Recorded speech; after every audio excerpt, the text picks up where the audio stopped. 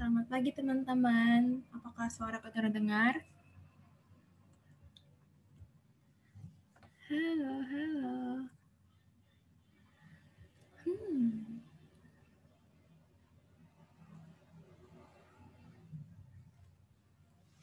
Halo.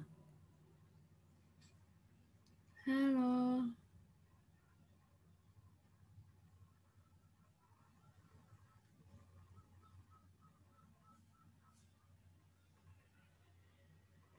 Halo, halo.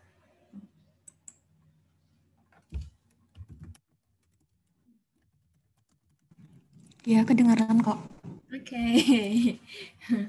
Baiklah, kita mulai aja tentirnya ya. Nah, sebelum memulai tentir kita, mari kita berdoa menurut agama dan kepercayaan masing-masing. Berdoa dipersilahkan.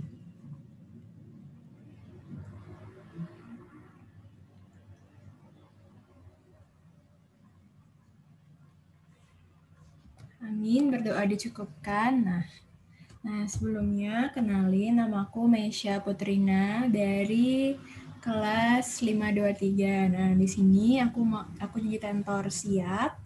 Nah, oke. Nah, let's go. Nah, jadi TM5 ini kita belajar tentang modul bendahara. Oke. Nah, ini aja topik pembahasannya, ada pendahuluan, proses bisnis, aplikasinya, sama resiko dan pengendaliannya. Oke lah, langsung aja. Nah, dasar hukumnya itu nih ada banyak ya, tentu saja ada tiga paket undang-undang keuangan negara ya kan, yang UU 17 tahun 2003, nomor 1 2004, terus nomor 5 tahun 2014.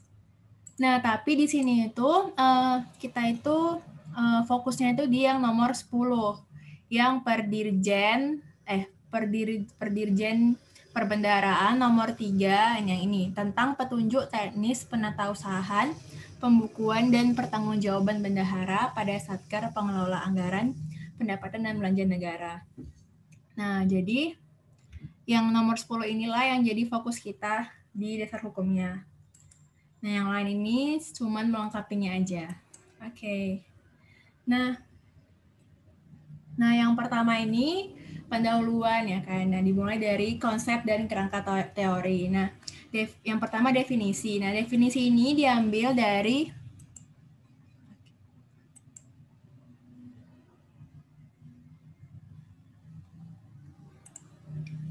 Undang-Undang Nomor 1 Tahun 2004. Nah, ini kan inilah yang undang-undang yang jadi acuan kita yang utama. Nah, yang apa sih yang paling atas gitu lah ya kan. Nah, ini tuh tentang perbendaharaan negara ya kan. Nah, inilah jadinya yang dasar utamanya. Nah, apa aja? Nah, definisi yang pertama itu tentang bendahara. Nah, apa sih itu bendahara?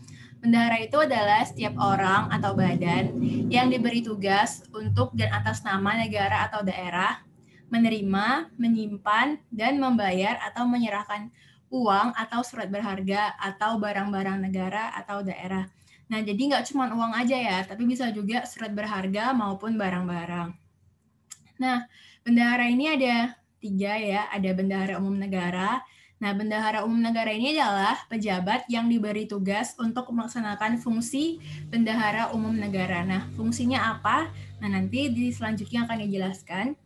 Nah, kalau di Indonesia, bendahara umum negara ini adalah Menteri Keuangan ya kan? Nah, dialah pejabat yang diberi tugas untuk melaksanakan fungsi bendahara umum negara. Nah, fungsi bendahara umum negara ini memang dijalankan oleh Menteri Keuangan, tapi dia mendelegasikannya kepada DJPB. Oke, terus, nah ini ada juga bendahara penerimaan. Nah, bendahara penerimaan ini adalah orang yang ditunjuk untuk menerima, menyimpan, menyetorkan, menatausahakan, dan mempertanggungjawabkan uang pendapatan negara atau daerah dalam rangka pelaksanaan APBN atau APBD pada kantor atau satker, kementerian negara, lembaga, atau Pemda. Nah, kalau penerimaan ini kan namanya juga menerima. Nah, berarti dia tugasnya ya menerima dan menyimpan uang dari pendapatan. Nah, kalau bendahara penerimaan ini dia menerima, tapi setiap satker itu nggak wajib punya bendahara penerimaan, hanya satker yang punya PNBP fungsional lah yang wajib punya bendahara penerimaan. Kalau dia nggak ada PNBP fungsional, dia nggak perlu ada bendahara penerimaan. Nah, PNBP fungsional itu adalah PNBP yang secara khusus dilaksanakan oleh KL tersebut saja, nggak bisa oleh KL lain. Misalnya kalau buat STNK itu kan sama kepolisian ya, karena itulah contoh fungsional dari Polri, yaitu adalah buat STNK. Nggak bisa bikin STNK di Kemenkes gitu lah ya kan. Nah itulah pendapat PNBP fungsional dari Polri. Nah karena dia punya PNBP fungsional, maka dia harus ada bendahara penerimaan gitu. Nah kalau misalnya kalau nggak ada sumber PNBP fungsional ya nggak perlu. Nah kalau nggak perlu nanti semuanya itu cuma ada di bendahara pengeluaran. Nah, terus apakah itu bendahara pengeluaran? Nah, bendahara pengeluaran itu adalah orang yang ditunjuk untuk menerima, menyimpan, membayarkan, menatausahakan, dan mempertanggungjawabkan uang untuk keperluan belanja negara. Nah, kalau penerimaan untuk pendapatan, kalau pengeluaran untuk belanja. Nah, jadi tadi kan kalau misalnya nggak ada pendapatan fungsional, nah jadi hanya ada bendahara pengeluaran. Nah, tapi kan KL itu juga punya pendapatan lain, yakni PNBP umum. Nah, karena hanya ada bendahara pengeluaran, maka yang mengelola PNBP umum itu adalah si bendahara pengeluaran. Nah, contoh PNBP umum itu misalnya sewa rumah dinas, kan semua KL bisa menyewakan rumah dinasnya ya kan. Nah, kalau gitu uang dari sewa tersebut, uang hasil sewa itu dikelola oleh bendahara pengeluaran, bukan oleh bendahara penerimaan. Karena bendahara penerimaan ini dia mengelola PNBP fungsional gitu. Kalau bendahara pengeluaran ini dia bisa mengelola pendapatan, tapi hanya yang PNBP umum. Itu pun kalau nggak ada bendahara penerimaan. Kalau ada bendahara penerimaan ya dia aja gitu.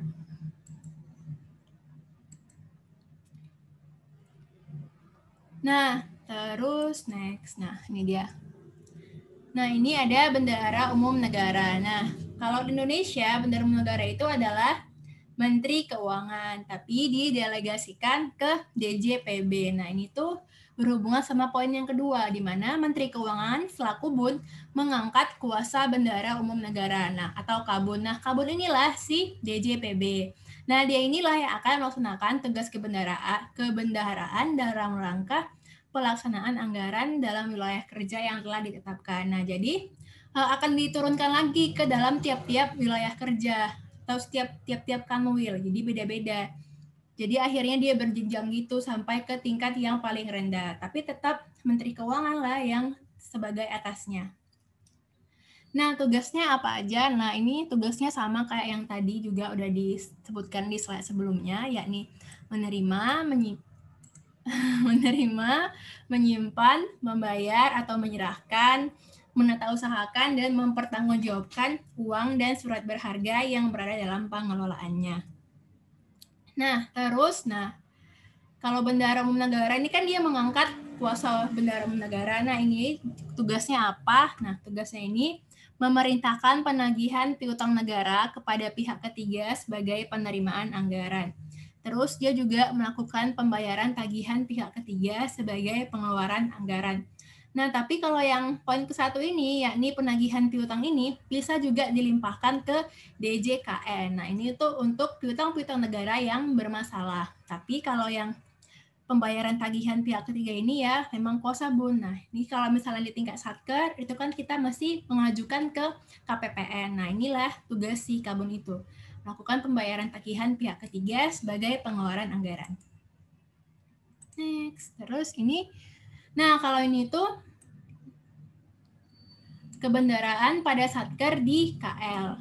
Nah, jadi kalau tadi itu secara umum, ya kan? Tadi sebelumnya itu yang mana? Slide 1 itu secara umum. Kalau slide kedua ini dia yang di bendahara umum negara, yakni untuk babun, untuk bagian anggaran bendahara umum negara, yakni untuk kayak yang utang, terus investasi pemerintah, penerusan pinjaman, transfer ke daerah. Nah, itu yang ngurusin si Bun. Nah, jadi dia punya bendahara lain, yakni Bun. Nah, sedangkan kalau misalnya yang di Satker kan juga punyalah kegiatan lainnya. Nah, inilah dia tugas bendahara di setiap Satker yang mengurusi bagian anggaran Satker tersebut gitu. Misalnya kayak di Kemendikbud. Nah, apalah tugas bendahara di Kemendikbud. Nah, jadi yang pertama itu berdasarkan UU nomor 1 tahun 2004. Nah, jadi menteri atau pimpinan lembaga atau gubernur, bupati, wali kota itu mengangkat bendahara penerimaan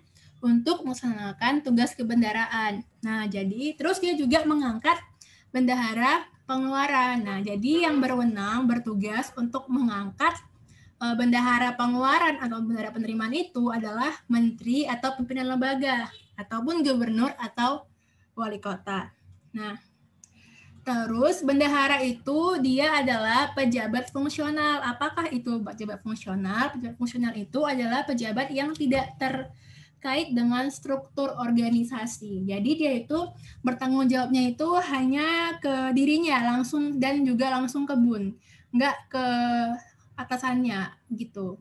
Kalau misalnya struktural itu dia ada atasannya, jadi berjenjang gitu jabatannya. Ada yang golongan 1, golongan 2, dan seterusnya. Kalau dia fungsional, dia langsung bertanggung jawab pada Bun gitu. Terus ini, nah jabatan bendahara ini nggak boleh dirangkap oleh KPA atau Kabun.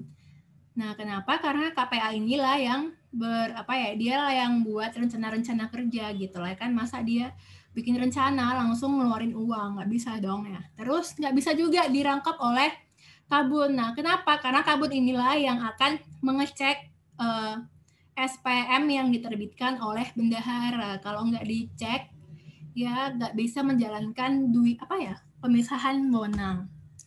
Terus ini bendahara penerimaan atau pengeluaran itu nggak boleh secara langsung ataupun tidak langsung terlibat dalam kegiatan perdagangan, pemborongan, penjualan jasa, atau penjamin, nah supaya tidak KKN gitu. Terus, nah ini dia. Nah kalau di Satker itu bendahara itu ada 2, bendahara penerimaan dan bendahara pengeluaran. Nah bendahara pengeluaran ini dia dibantu oleh bendahara pengeluaran pembantu. Nah, BPP ini bisa 10, bisa 2, bisa 3 gitu. Tapi mereka tetap bertanggung jawab kepada bendahara pengeluaran. Nah, jadi kalau bendahara pengeluaran pembantu ini bertanggung jawab pada bendahara pengeluaran, kalau bendahara pengeluaran ini bertanggung jawab kepada Bun. Gitu. Oke, next. Terus ini dia. Ini proses bisnisnya yang pertama si Bun atau dan Kabun. Nah, tugas undang-undangnya itu dia itu melaksanakan penerimaan dan pengeluaran kas negara dalam rangka pengendalian pelaksanaan negara. Nah, terus dia juga memerintahkan penagihan piutang negara kepada pihak ketiga sebagai penerimaan anggaran, dan dia juga melakukan pembayaran tagihan pihak ketiga sebagai pengeluaran anggaran. Oke, terus ini ada bendahara penerimaan. Nah, kalau bendahara penerimaan ini dia menerima dan menyimpan uang pendapatan negara. Jadi dia kan menerima dari orang yang menyetor uang ke dia, terus disimpan. Habis dia menerima uang, dia harus menyetorkan ke rekening kas negara. Jadi kenapa? Karena uang yang didapat dari orang-orang tersebut yang ngasih uang tersebut itu nggak bisa langsung digunakan, tapi harus disetor dulu baru bisa digunakan. Makanya di poin kedua ini bendahara penerimaan itu akan menyetorkan uang yang didapatnya. Terus abis dia menyetorkan, dia harus menata usahakannya. Terus abis itu dia juga harus menyelenggarakan pembukuan transaksi. Ya dong, masa kita aja buat pembukuan ya kan, belajar akpom kita kan. Terus ini mengelola rekening. Nah, terus yang selanjutnya ada menyampaikan LPJ bendahara kepada BPK dan kuasa Bun. Terus selanjutnya ini ada bendahara pengeluaran. Nah, kalau bendahara pengeluaran ini Tugasnya itu ada terkait dua hal. Yang pertama terhadap uang persediaan, terus yang kedua ini terhadap uang atau surat berharga. Nah, karena kan tadi sesuai dengan slide yang pertama itu, bendahara itu dia bukan hanya mengolah uang, tapi bisa juga mengolah surat berharga maupun barang-barang. Nah, oke. Nah, yang pertama ini yang terkait uang persediaan. Nah, jadi bendera pengeluaran inilah yang akan memegang uang persediaan, bukan bendera penerimaan. Kenapa bendera pengeluaran yang memegang uang persediaan? Karena uang persediaan ini adalah uang muka kerja yang digunakan untuk belanja. Makanya yang bertanggung jawab itu adalah bendera pengeluaran, karena bendera pengeluaran inilah yang dia mengeluarkan uang, gitu lah ya kan. Nah, jadi yang pertama tugasnya itu menerima dan menyimpan uang persediaan. Nah, terus dia ini uang persediaan yang dikelola ini adalah dengan metode impress fund. Jadi dia akan selalu tetap dan juga revolving gitu. Terus ini yang B ini melakukan pengujian tagihan yang akan dibayarkan melalui uang persediaan.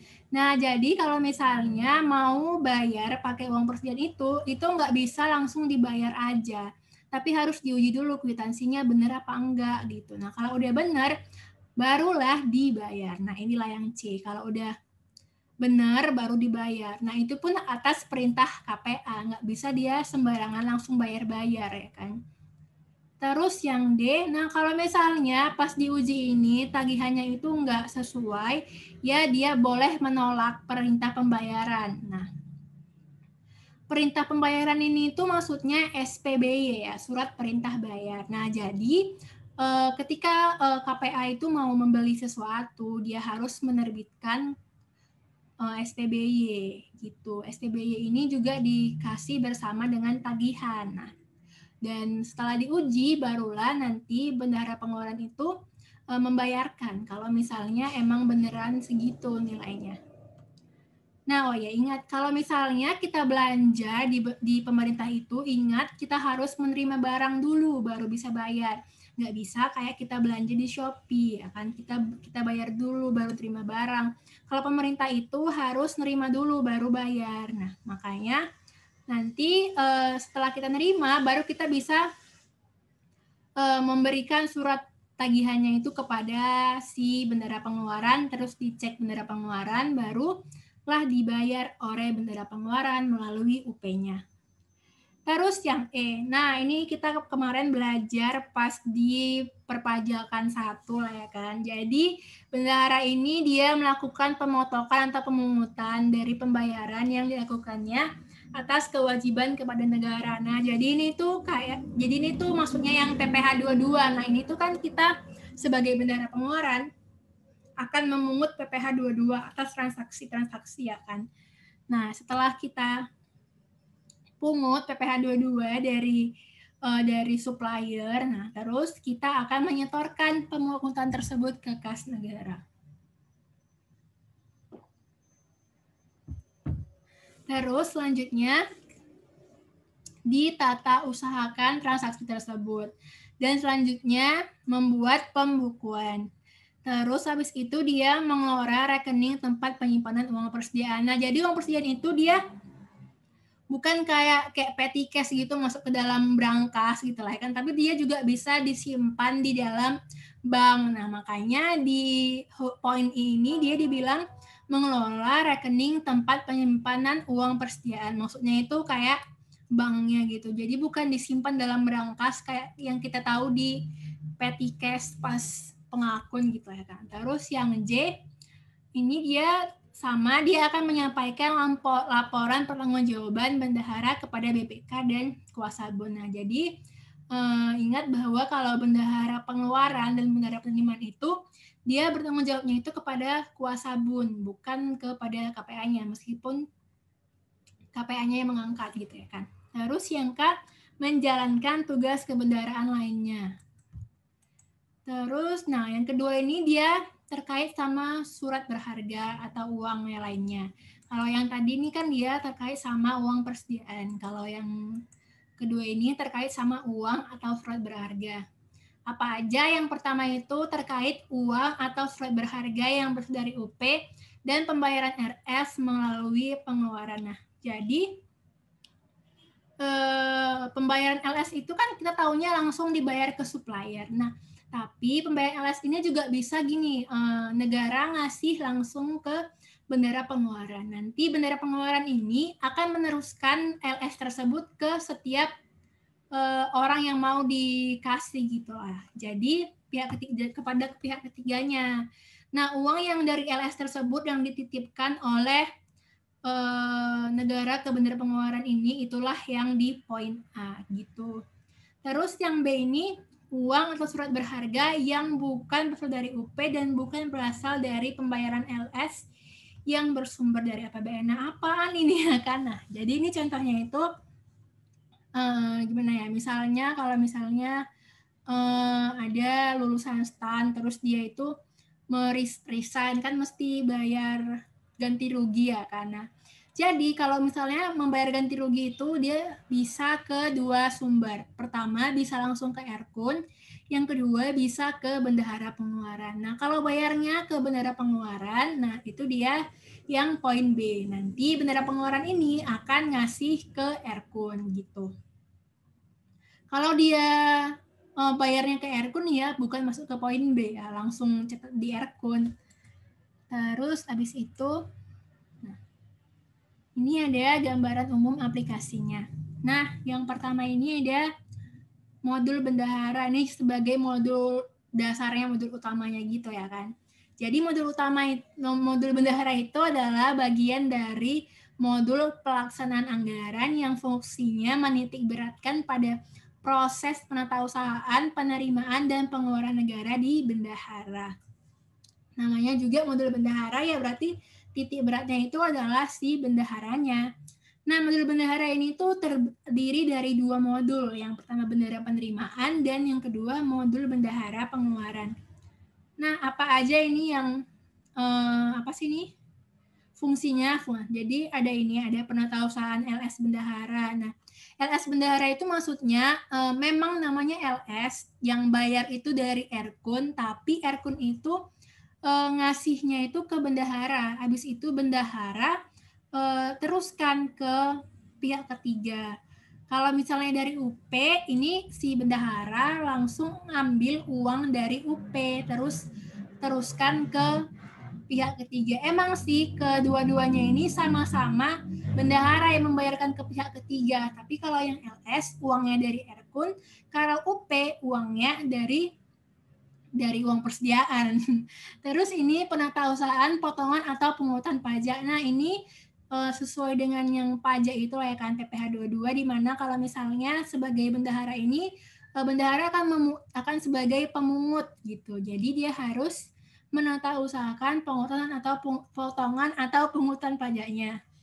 Terus habis itu nah, dia juga harus menatausahakan surat bukti setoran pendapatan dan pengembalian belanja. Nah, jadi kan tadi juga ada bendahara penerimaan dan dia menerima uang lah ya kan dari pihak ketiga. Nah, nanti harus disetor. Nah, suratnya ini namanya surat bukti setor SBS. Nah, ini harus ditata usahakan oleh bendahara penerimaan. Terus kalau pengembalian belanja, ini kan tadi bendahara pengeluaran dia belanja-belanja, terus kalau misalnya ada yang mau dikembalikan ya, harus ditata usahakan juga gitu. Terus ini juga ada transaksi lainnya. Terus habis itu next. Oh ya. Outputnya ini adalah LPJ bendahara ya kan. LPJ bendahara inilah yang laporan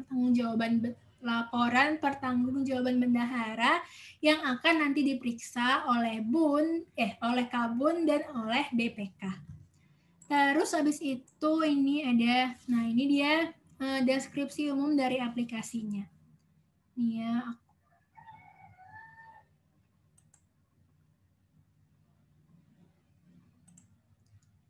nah ini kita bergerak dari mana ya? Dari mana ya? Oke, ini warna apa ya? Warna hijau aja deh. Oke, dari yang pertama kita mulai dari modul anggaran ya. Ya, karena kita kan pasti ketika kita buat ini belajar siap kan mulai dari modul anggaran ya kan. Nah, kenapa ya? Karena modul anggaran itu adalah Ya, hal yang pertama dilakukan karena kita harus planning dulu. Di mana-mana kan planning dulu baru action gitu ya kan. Jadi kita bergerak dari modul anggaran. Karena juga APBN kan dibuat pertama kali. Kapan buat APBN? Ya dari setahun sebelumnya ya kan udah buat APBN. Jadi oke.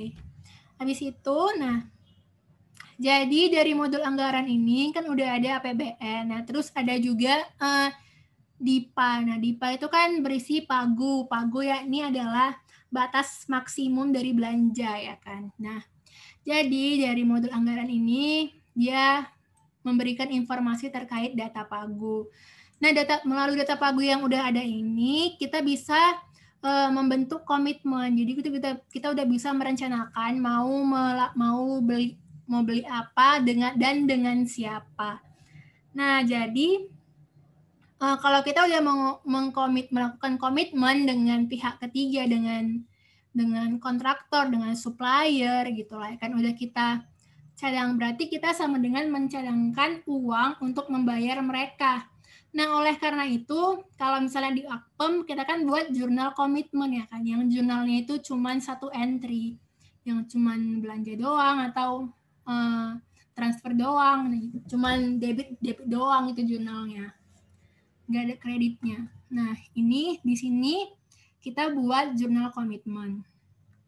Nah, ketika kita udah buat jurnal komitmen dan kita juga udah melaksanakan komitmen dengan supplier bahwa kita bersedia akan membayar sekian sama suppliernya, berarti kita harus mencadangkan uang tersebut.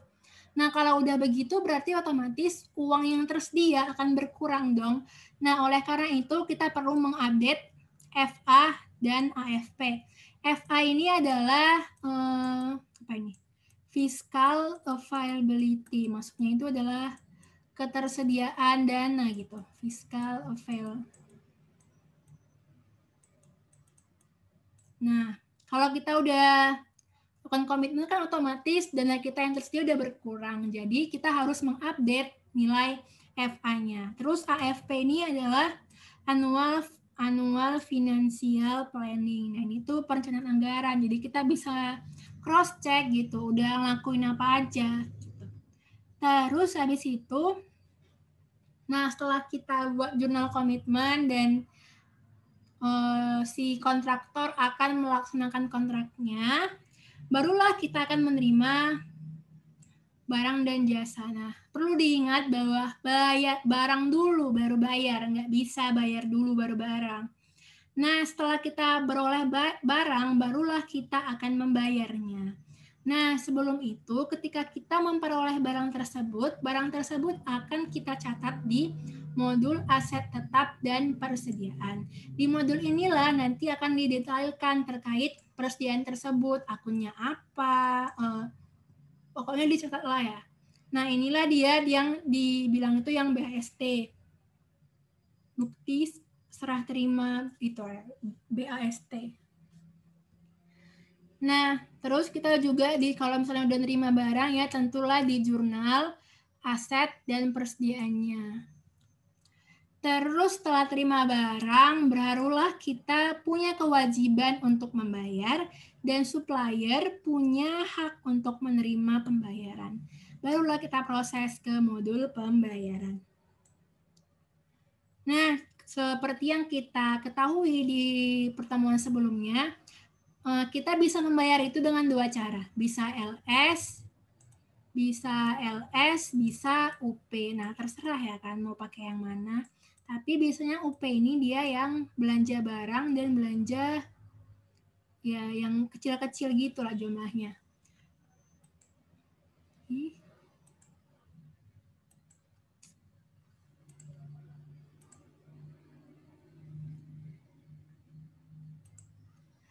Terus habis itu, di modul pembayaran ini,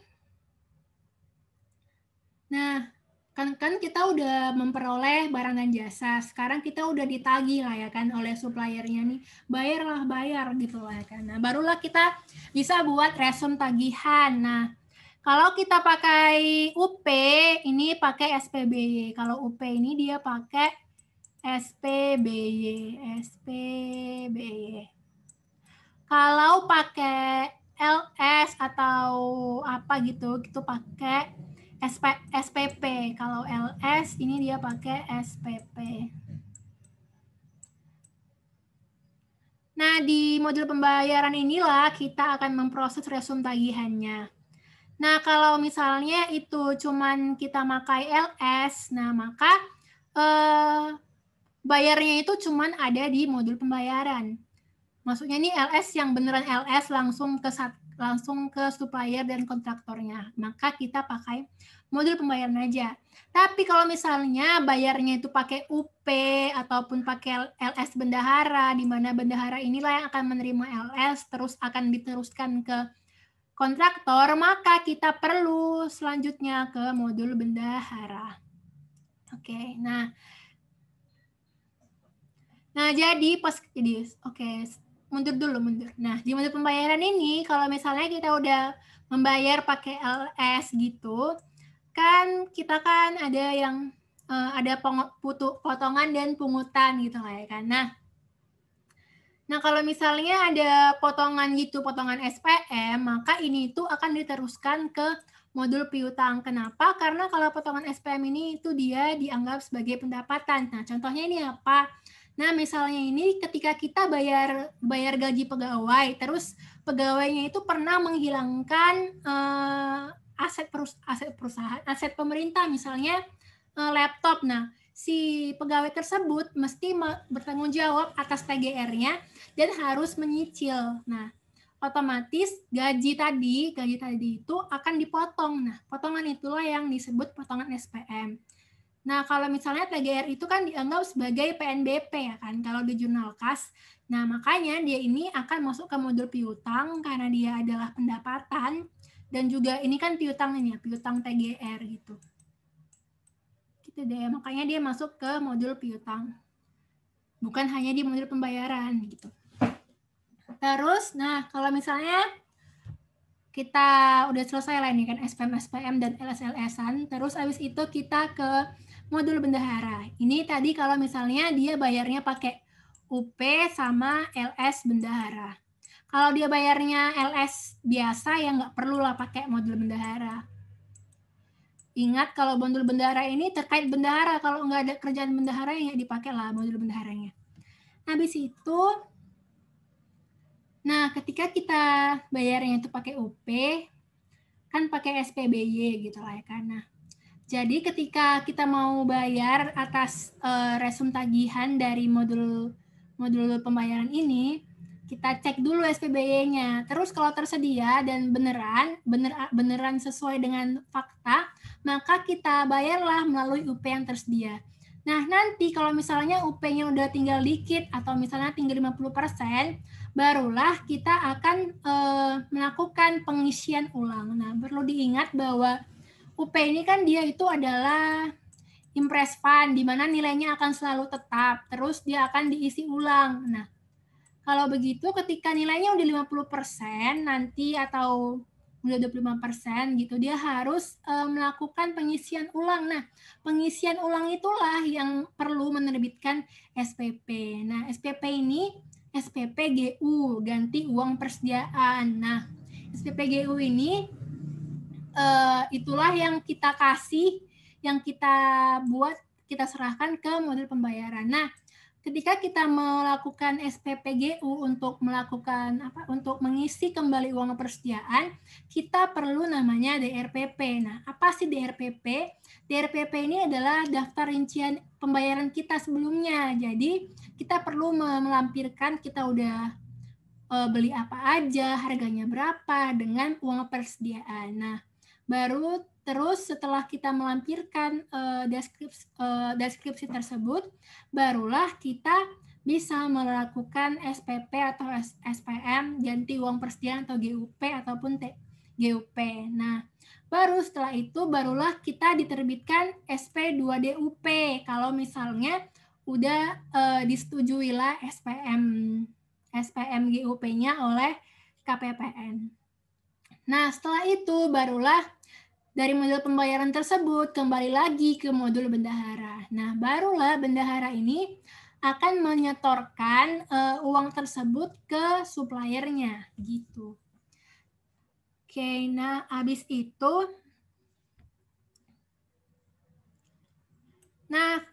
kalau kita bayarnya pakai modul bendahara, kita juga ada ini setoran-setoran lainnya kayak misalnya potongan atau apa gitu.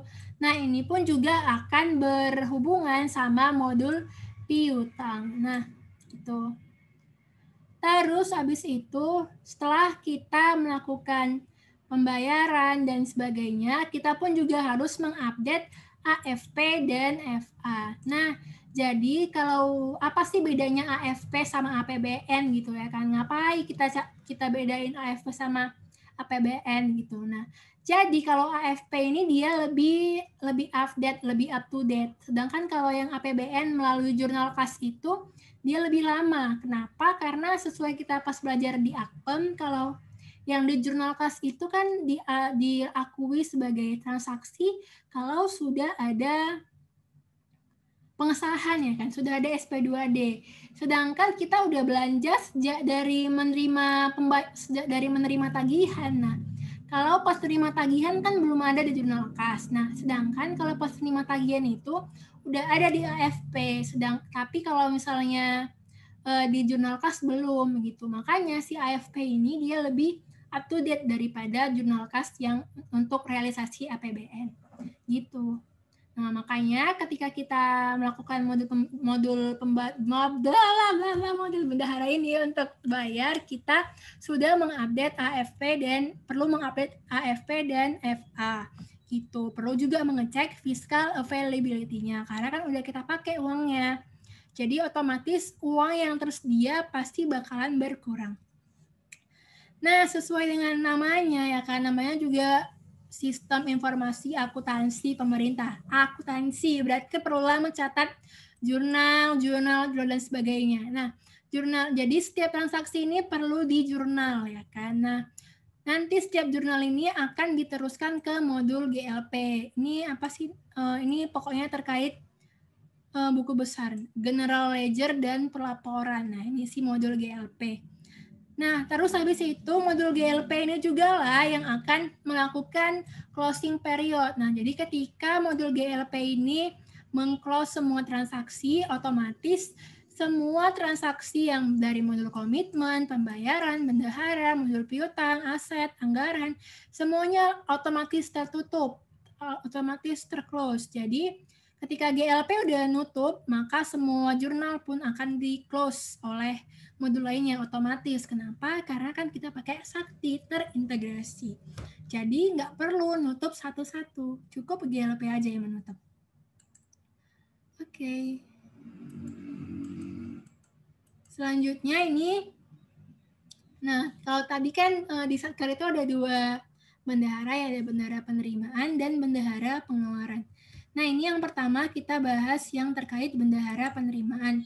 Nah, bendahara penerimaan ini dia menata usahakan penerimaan yang pendapatan khusus. Ini tuh maksudnya PNBP fungsional lah yang ini. Nah, jadi ini PNBP yang cuman ada di Satker tersebut. Terus dia juga mengelola dana pihak ketiga atau dana titipan. Nah, contohnya ini misalnya ketika lelang gitu, itu harus ada uang jaminan. Nah, itulah yang namanya dana titipan. Terus ini juga pengelolaan perpajakan dana pihak ketiga. Jadi pajak itu pun juga ada dana pihak ketiganya. Ini itu dari WNA yang belanja di Indonesia. Terus pengelolaan kas lainnya dan penyusunan LPJ. Nah, jadi masing-masing bendahara itu dia harus membuat LPJ-nya masing-masing gitu. Bukan disatuin, harus satu-satu. Oke. Next. Nah, ini dia. Nah, ini ada soal UTS sebelumnya. Nah, ini nomor 31 PG. Nah, pada modul bendahara yang termasuk lingkup fungsionalitas bendahara adalah sebagai berikut, kecuali pengelolaan UP, GUP, dan TUP. Nah, bener lah ya kan. Bendahara itu kan dia mengelola UP ya kan. Tepatnya itu sih bendahara pengeluaran. Terus ini pengelolaan dana titipan atau LS bendahara. Nah, ini yang di slide sebelumnya ya kan. Terus ini yang D, pengelolaan penerimaan PNBP umum atau fungsional. Ini juga ada di slide sebelumnya. Ini benar ya kan. Terus ini membuat laporan keuangan Satker. Nah ini tuh yang buat bukan bendahara ya, tapi makanya ini salah. Kalau bendahara ini dia buat laporan pertanggungjawaban, bukan laporan keuangan gitu. Jadi yang nomor 31 ini jawabannya adalah C. Oke. Next. Nah, ini ada keterkaitan antar modul. Jadi, modul bendahara penerimaan ini juga terkait sama modul-modul lainnya. Nah, mulai dari modul anggaran ini dia terkait. Kenapa? Karena di anggaran ini kan kita menganggarkan belanja sama pendapatan ya kan. Jadi, bendahara penerimaan ini dia perlu data terkait estimasi pendapatan. Untuk apa? Ya untuk dibandingkan realisasi dengan anggarannya. Nah, terus di modul bendahara penerimaan ini dia juga berinteraksi dengan modul administrasi. Kenapa di sini itu dia akan memberikan referensi terkait yang harus dilakukan oleh bendahara penerimaan. Terus habis itu bendahara penerimaan ini juga berintegrasi dengan modul pembayaran. Nah, ini itu terkait sama yang tadi potongan SPM. Nah, jadi misalkan tadi itu ada TGR dari pegawai, terus pegawainya itu bayarnya dengan mekanisme potong gaji. Nah, kalau potong gaji itu kan kita awalnya kita mencatat beban gaji nih kan, beban gajinya itu full, beban gaji, terus beban gaji pada DKL gitu kan, terus habis itu dedel pada piutang. Nah, beban gajinya ini senilai full, ini senilai full. Nah, kalau yang dedel pada piutangnya ini kan dia senilai SPM. Nah, jadi ini jadi makanya modul pembayaran ini itu akan berinteraksi dengan modul penerimaan. Karena yang dedel pada piutang ini kan kalau di jurnal kasnya itu kan dedel pada PNBP. Oh, ini dia kalau di kas ya, aku buat di kas. Kalau yang beban gaji ini kan dia belanja pada DKL. Nah, PNBP berarti kan penerimaan, makanya dia terkait sama modul penerimaan. Terus dia akan berinteraksi dengan modul GLP. Kenapa? Karena ini namanya juga siap ya kan, ada akuntansinya, maka harus di jurnal semuanya. Dan yang jurnal itu ya si modul GLP. Untuk apa? Untuk terkait sama LRA pendapatan. Jadi LRA ini kan realisasi ya kan, realisasi anggaran pendapatan gitu. Terus next. Nah, ini ada. Nah, kalau tadi mana ini? Nah, tadi nah, lingkup fungsionalitasnya kan ada 5 ya. Ada pengelolaan PNBP fungsional sampai dengan penyusunan LPJ. Nah, selanjutnya kita akan bahas satu persatu dari lingkup tersebut gitu. Nah, yang pertama ini adalah lingkup yang pertama, ya ini pengelolaan PNBP fungsional. Nah, ngapain ajakah kita dalam mengelola PNBP fungsional? Nah, sebelumnya kita harus tahu dulu apa sih itu PNBP fungsional. Nah, jadi yaitu adalah penerimaan yang berasal dari pungutan KL yang diberikan sehubungan dengan tugas pokok dan fungsi KL tersebut. Jadi hanya KL tersebutlah yang bisa melakukannya, ya kan. Contohnya tadi kalau misalnya di Polri itu ada STNK gitu.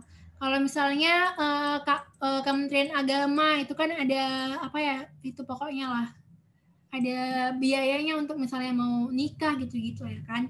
Nah, jadi itu sesuai dengan tugas dan fungsi dari KL tersebut. Terus, nah, Ngapain aja dia? Nah, yang pertama ini ketika KL itu menerima setoran dari pihak ketiga, dia harus menyetor ke Erkon. Makanya dia harus membuat membuat surat bukti setor. Terus habis itu dia juga mencatat setoran tersebut. Jadi setelah membuat, dia harus mencatat. Habis itu ini dia juga mencatat setoran PNBP, dana titipan atau dana pihak ketiga. Nah, ini tuh kayak tadi yang kalau misalnya lelang di KPKNL, dia harus ada itunya dulu, uang jaminan. Nah, itulah namanya dana titipan. Terus habis itu nih mengupload ADK PNBP dari aplikasi Simponi. Nah, aplikasi Simponi itu adalah aplikasi terkait PNBP. Jadi semua PNBP itu akan dicatat dalam aplikasi Simponi. Gitu. Nah, kenapa perlu mengupload ADK PNBP? Karena PNBP fungsional ini itu adalah cuman ada di KL tersebut. Sedangkan kita perlu Simponi ini kan mencatat semua PNBP yang ada. Nah, jadi supaya lengkap datanya, maka setiap KL itu harus mengupload sendiri ADK PNBP-nya gitu. Supaya data di Simponi ini itu lengkap dari semua KL. Terus habis itu dia juga harus melakukan monitoring penerimaan. Jadi haruslah sesuai sama anggaran. Janganlah sampai kita nggak tercapai anggarannya gitu. Terus habis itu ini dia pengelolaan PEM fungsionalnya lebih lanjut. Nah, jadi ini tuh ada 2 mekanisme sebenarnya. Ada yang mekanismenya itu SBS, ada yang non SBS. Nah, bedanya SBS sama non SBS apa? Jadi bedanya itu di mana ya? Di sini nggak ada, nggak ada di gambarnya. Jadi kalau SBS ini itu bendahara menerima uang. Bendahara ini tahu, bendahara tahu kalau ada setoran, kalau ada setoran. Nah, kalau SBS ini tuh bendahara nggak tahu, bendaharanya nggak tahu.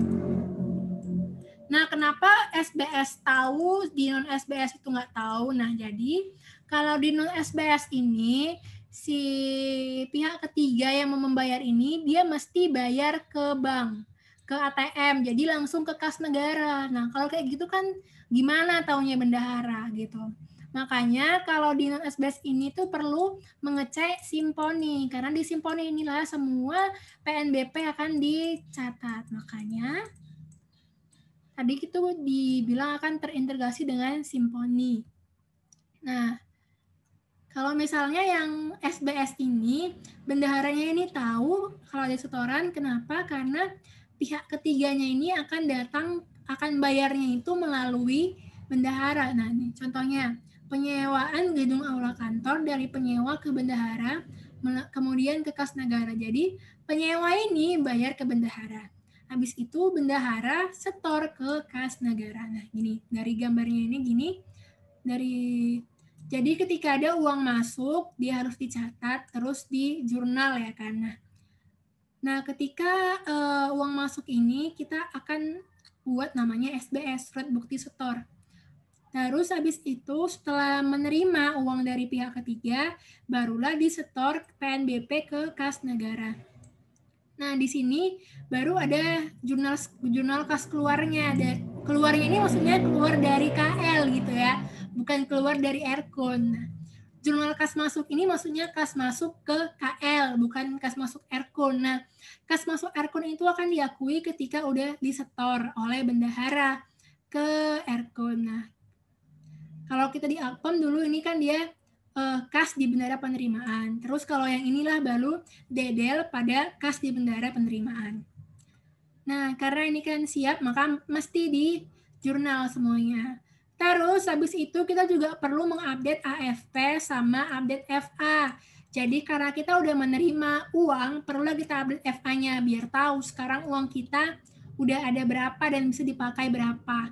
Terus update AFP ya karena supaya dia menggambarkan realisasi yang sebenarnya. Oke, terus habis itu setoran PNBP ini akan disetor ke kas negara nih melalui bank persepsi.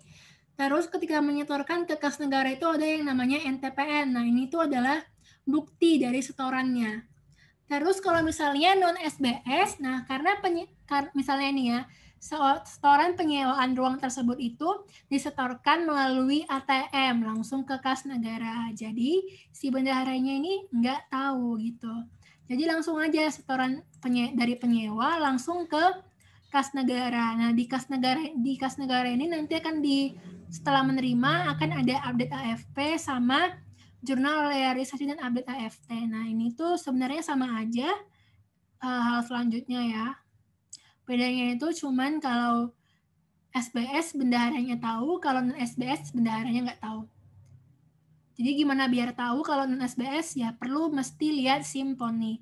Makanya setiap KL itu mesti mengupload ADK-nya ke Simponi biar tahu masing-masing KL.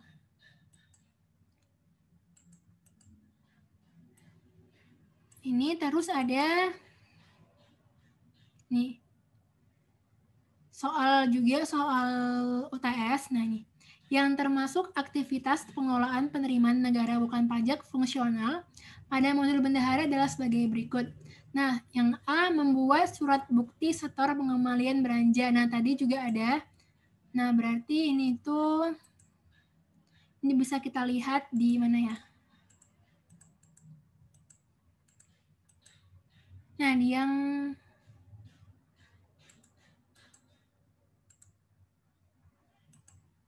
gimana ya? Aduh, jauh banget ternyata.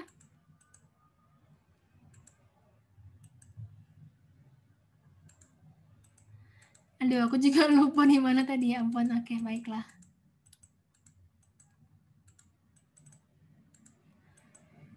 Oh, yang di awal banget tadi tuh yang di modul bendaharanya. Nah, jadi kalau surat bukti setor ini dia harus dibuat ya kan. Terus ini benar. Terus mencatat pungutan pajak dari setiap kwitansi. Nah, ini juga benar ya karena dia juga akan memungut pajak kalau misalnya ada pajak yang harus dipungut. Terus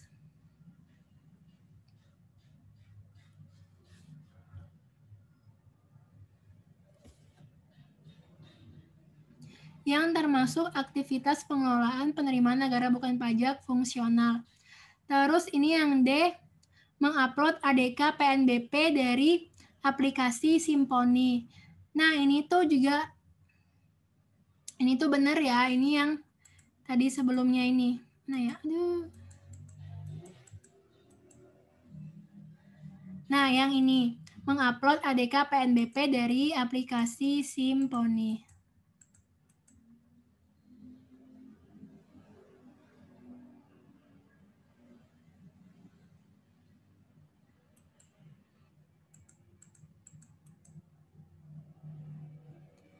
Nah, kalau yang setoran PNBP umum ini salah ya kan. Nah, ini tuh adalah dari, kan yang tanya itu adalah PNBP fungsional. Nah, berarti yang salah itu adalah yang B. Karena PNBP umum ini yang nyetat itu adalah yang lain. Kan yang tanya ini fungsional ya kan. Terus habis itu yang selanjutnya ini ada lingkup yang kedua, lingkup kedua dari tugasnya si bendahara penerimaan. Nah, yang kedua ini dia mengelola dana titipan atau dana pihak ketiga. Nah, ini deh contohnya ini ketika ada pendapatan lelang yang bersumber dari uang jaminan dari pemenang lelang. Nah, jadi kalau kita ngikut lelang itu kita harus ngasih uang jaminan dulu. Nah, kalau misalnya kita kalah, uang jaminan tersebut akan dikembalikan. Kalau kita menang, uang jaminan tersebut akan jadi pendapatan negara. Nah, ini. Nah, dari pihak ketiga ini kita akan menyetorkan uang ke bendahara. Nah, ketika kita sebagai bendahara menerima uang, kita itu harus cross check dulu itu uangnya dari mana dan mau kita masukkan ke kategori apa. Terus ketika kas masuk dari pihak ketiga ini, kita akan mencatat jurnal kas masuk. Maksudnya ini kas masuk ke KL ya, bukan masuk ke Erkun gitu. Nah, ketika udah masuk, kita harus mikir-mikir nih, ini uangnya ini dari mana dan untuk apa ya. Nah, kalau uangnya ini memenuhi kriteria sebagai PNBP, ya dia masuk ke kas PNBP. Nah, kalau misalnya dia itu nggak memenuhi kriteria PNBP ya, berarti dia masuk ke dana pihak ketiga. Jadi, kas masuk ini akan dikeluarkan ke kategori dana pihak ketiga atau dana titipan. Nah, kalau misalnya dia memenuhi kategori PNBP, maka dia akan disetor PNBP-nya tersebut dan akan jadi NTPN. Dan buktinya itu adalah NTPN. Nah, kalau dia PNBP ini dia akan jadi hak negara.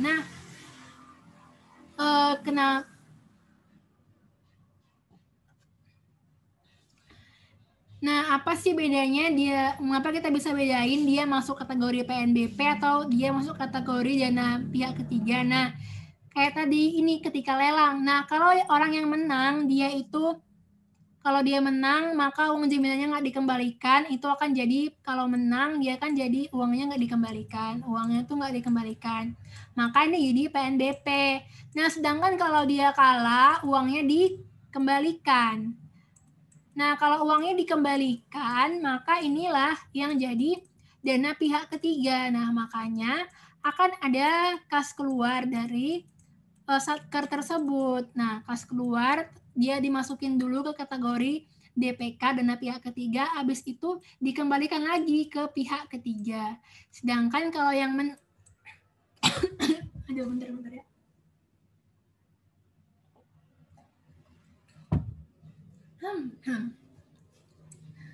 Nah, sedangkan kalau dia menang kan akan dicatat sebagai PNBP. Makanya habis itu akan disetor ke negara dan akan dapat NTPN sebagai bukti setorannya. Nah, ketika kita sudah setor ke negara, maka akan ada jurnalnya di jalan pelaporan, serta juga harus mengupdate FA-nya, Fiscal Availability, untuk mengetahui sekarang uang kita udah ada berapa setelah ada penerimaan sekian gitu.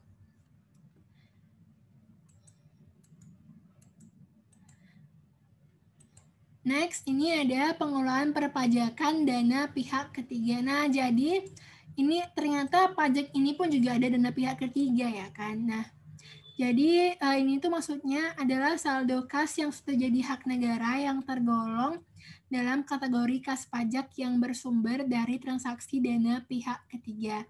Contohnya ini ya, ini sama juga kas pajak atas transaksi lelang. Nah, bisa juga misalnya contoh lainnya itu WNA belanja di Indo. Nah, WNA ini yang belanja di Indo, dia bisa minta ganti pajaknya gitu. Nah, kalau dia minta ganti pajaknya, nah inilah yang dinamakan dana titipan tersebut gitu. Nah, gini, misalnya ini yang transaksi lelang aja ya contohnya. Nah, misalnya dari pihak ketiga, dari pihak ketiga ini kan dia bayar dana titipan lelang. Jadi kalau misalnya mau lelang kan mesti ada, tadi apa ya aku bilang apa? Mesti ada jaminan gitu lah ya kan. Nah, dari jaminan itu udah dipajakin gitu lah ya kan. Nah, perlu diingat bahwa ketika kita menerima uang kas masuk, nah kita itu harus mikir dulu nih itu masuk kategori apa ya nantinya. Ya kan. Nah, kalau misalnya dia tadi kan udah ada kriterianya, kalau dia menang maka dia jadi PNBP, kalau dia kalah maka uangnya dikembalikan gitu kan. Nah, kalau ternyata dia menang maka dia akan pindah kategori ke kas pajak. Nah, kenapa kita mengategorikannya itu ke kas pajak bukan pendapatan pajak? Karena ini kan kita satker ya kan, satker lelang gitu. Sedangkan pajak ini yang ngurusin DJP. Nah, selaku pemerintah pusat kan ada integrasi. Jadi kita tuh nyatanya kas pajak. Jadi kalau misalnya dulu kita Akpem itu kan jurnalnya gini kan, kas lainnya di bendahara pengeluaran pada utang pajak bendahara pengeluaran. Nah gitulah, karena ini tuh juga mirip-mirip gitu. Makanya ini masuk ke kas pajak. Terus kalau misalnya orang itu kalah, makanya dia masuk ke kas dana pihak ketiga dan titipan. Nah, tapi ini kalau misalnya yang tadi itu sebesar nilai jaminannya, nah kalau yang ini tuh sebesar pajaknya, jadi beda ya, otomatis besaran yang sebelumnya kan, karena dia senilai fullnya, senilai jaminan. Sedangkan kalau yang ini tuh cuma senilai pajaknya, ingat hanya pajaknya gitu. Kalau misalnya dia kalah, maka akan dikembalikan lagi ke pihak ketiga. Masa udah kalah bayar pajak ya kan? Nah, jadi cuma yang menang doang yang bayar pajak dan akan disetorkan ke kas negara gitu. Terus habis itu next. Ini ada juga kas lainnya.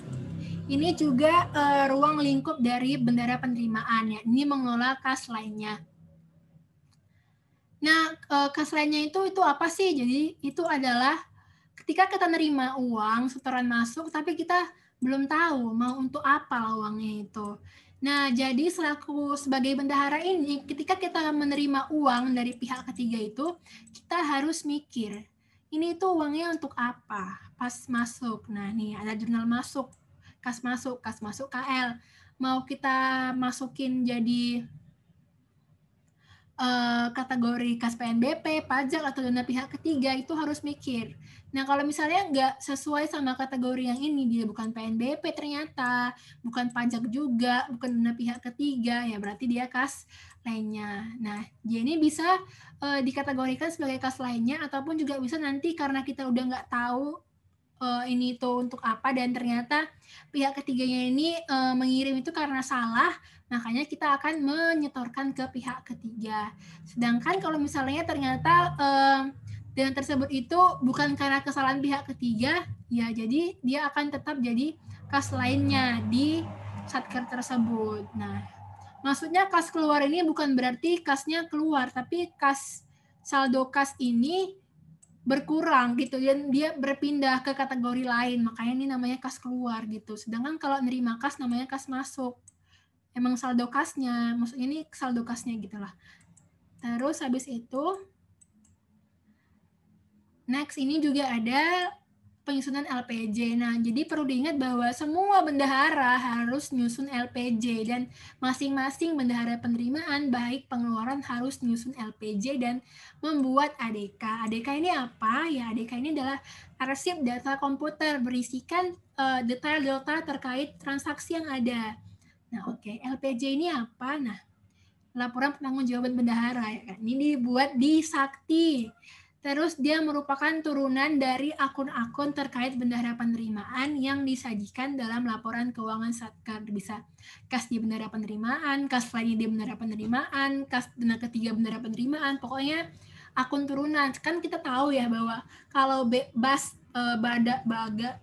bagan akun standar di COA pemerintah itu kan banyak ya kan, sampai berapa nomor ya itu ya, 6 nomor 7 nomor gitu kan, dan dia itu sampai ke detail akun. Nah, itulah, jadi semua yang terkait bendahara penerimaan itu akan dibuat satu LPJ-nya. Terus selain buat LPJ, dia juga buat ADK LPJ. Nah, ADK LPJ ini juga dibuat di Sakti, terus akan diunggah pada Sprint. Nah, Sprint ini dia itu terkait aplikasi lain terkait bendahara gitu. Jadi nggak cuma Sakti, kan kita tahu ya di pertemuan-pertemuan sebelumnya itu bahwa banyak aplikasi sebenarnya. Kalau Sakti ini untuk instansi, dan SPAN itu untuk BUN, terus juga ada aplikasi lain yang belum bisa diintegrasikan. Nah, contohnya ini Sprint. Terus kalau misalnya kita mau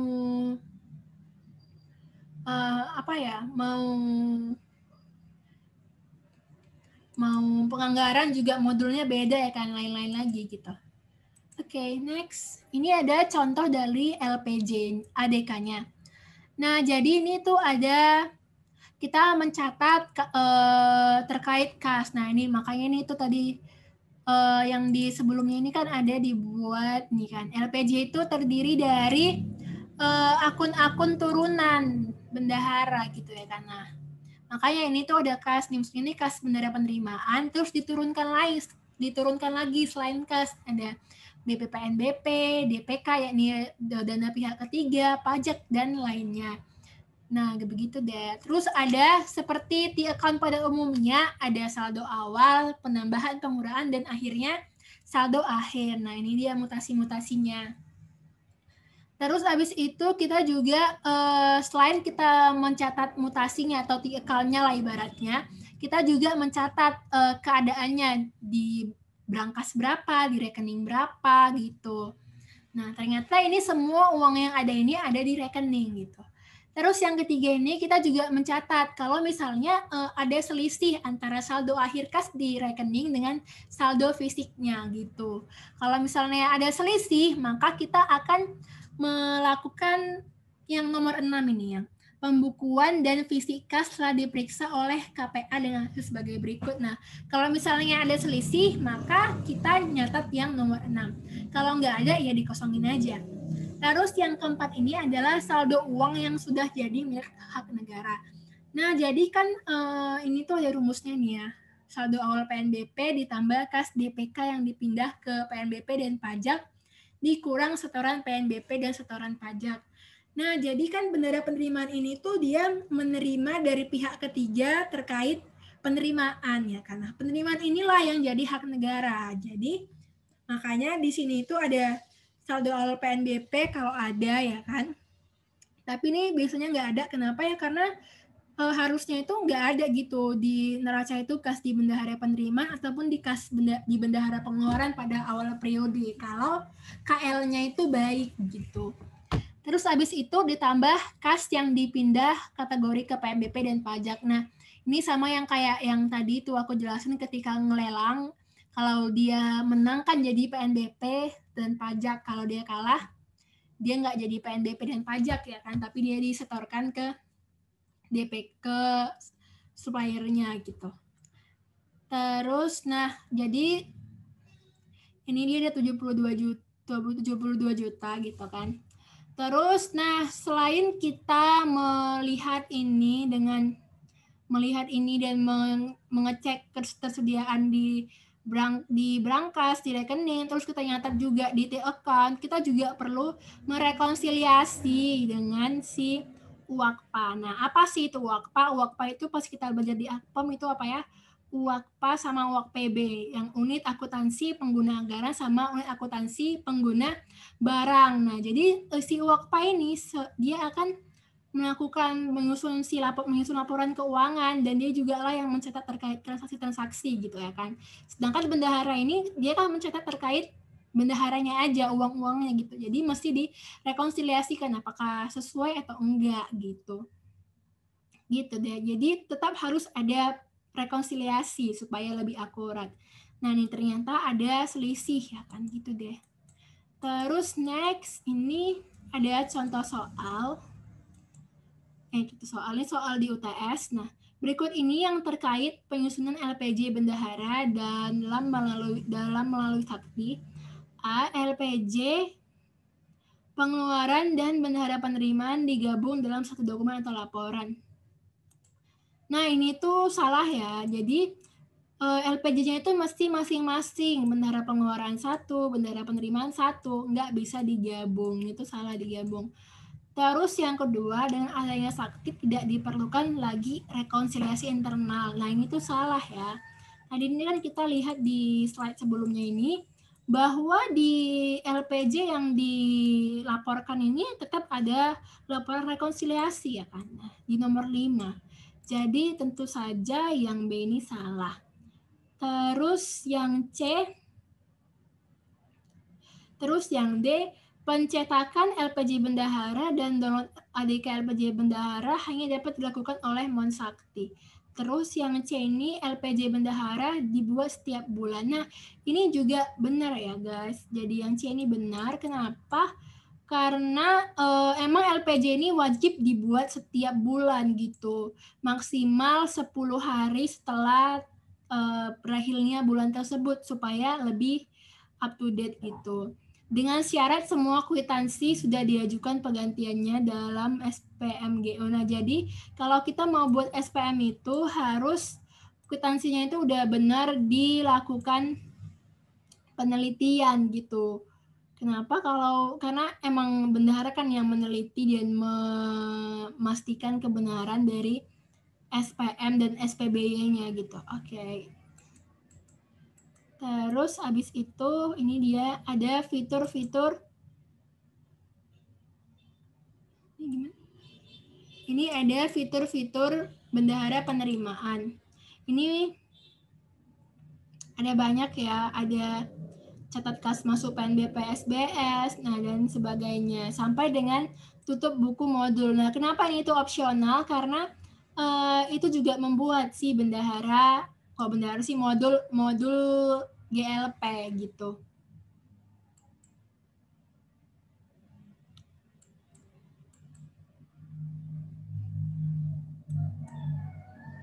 Terus, nah, bendahara kan ada dua ya, ada bendahara penerima sama pengeluaran. Nah, selanjutnya ini ada bendahara yang pengeluaran. Nah, bendahara pengeluaran ini itu adalah bagian dari modul bendahara yang fungsinya menitikberatkan pada penatausahaan, penerimaan, dan pengeluaran negara pada bendahara pengeluaran ya, sesuai namanya ya, karena dia itu ngapain aja, lingkup fungsionalitasnya.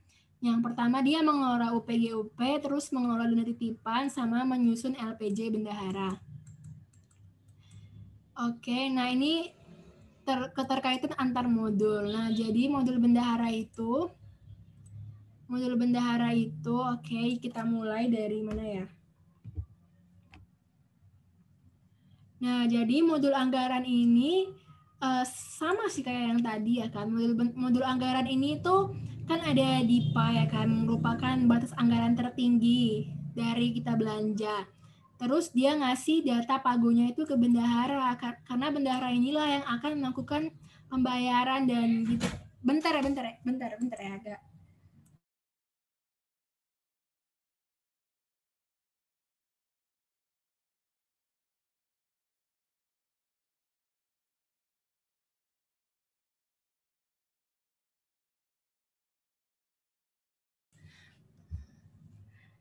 Oke. Ini ada modul anggaran ya kan. Modul anggaran ini dia tadi memberikan data pagu tertinggi untuk melakukan belanja. Nah, karena si modul bendahara inilah yang nanti akan melakukan pembayaran ya kan dengan UP, makanya dia perlu data pagu supaya mengetahui berapa sih batas maksimumnya. Nah, terus ini modul pembayaran ini ketika misalnya udah kita berkomitmen, terus barangnya datang, terus kita mesti bayar.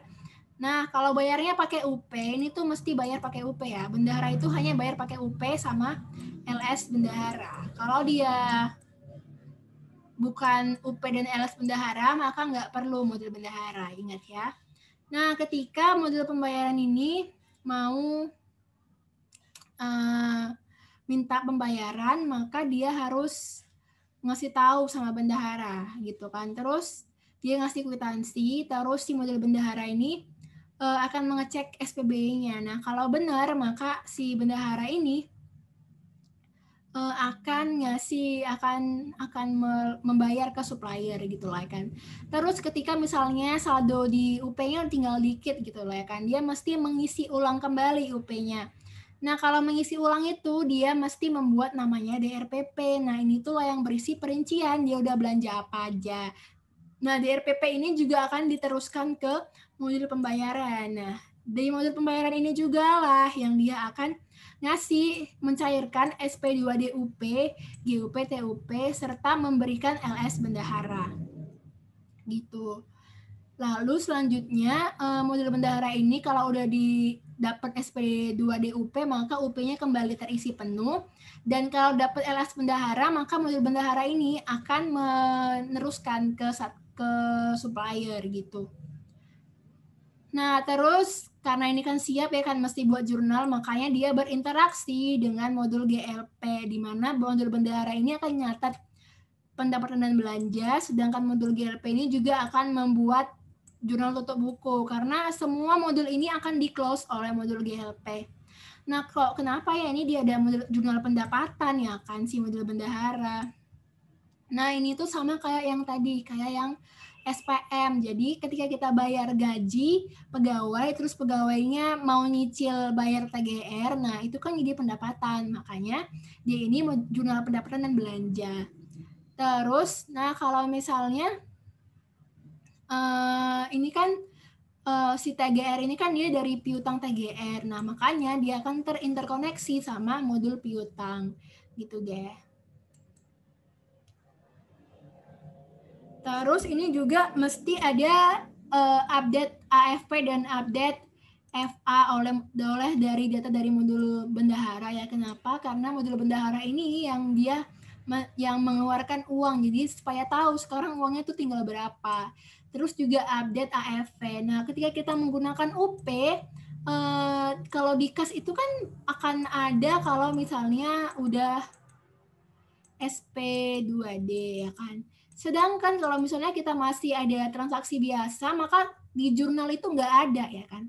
Sedangkan kalau udah ada gitu uang yang dipakai. Nah, kalau di AFP ini udah dicatat, kalau di kas ini belum dicatat gitu deh.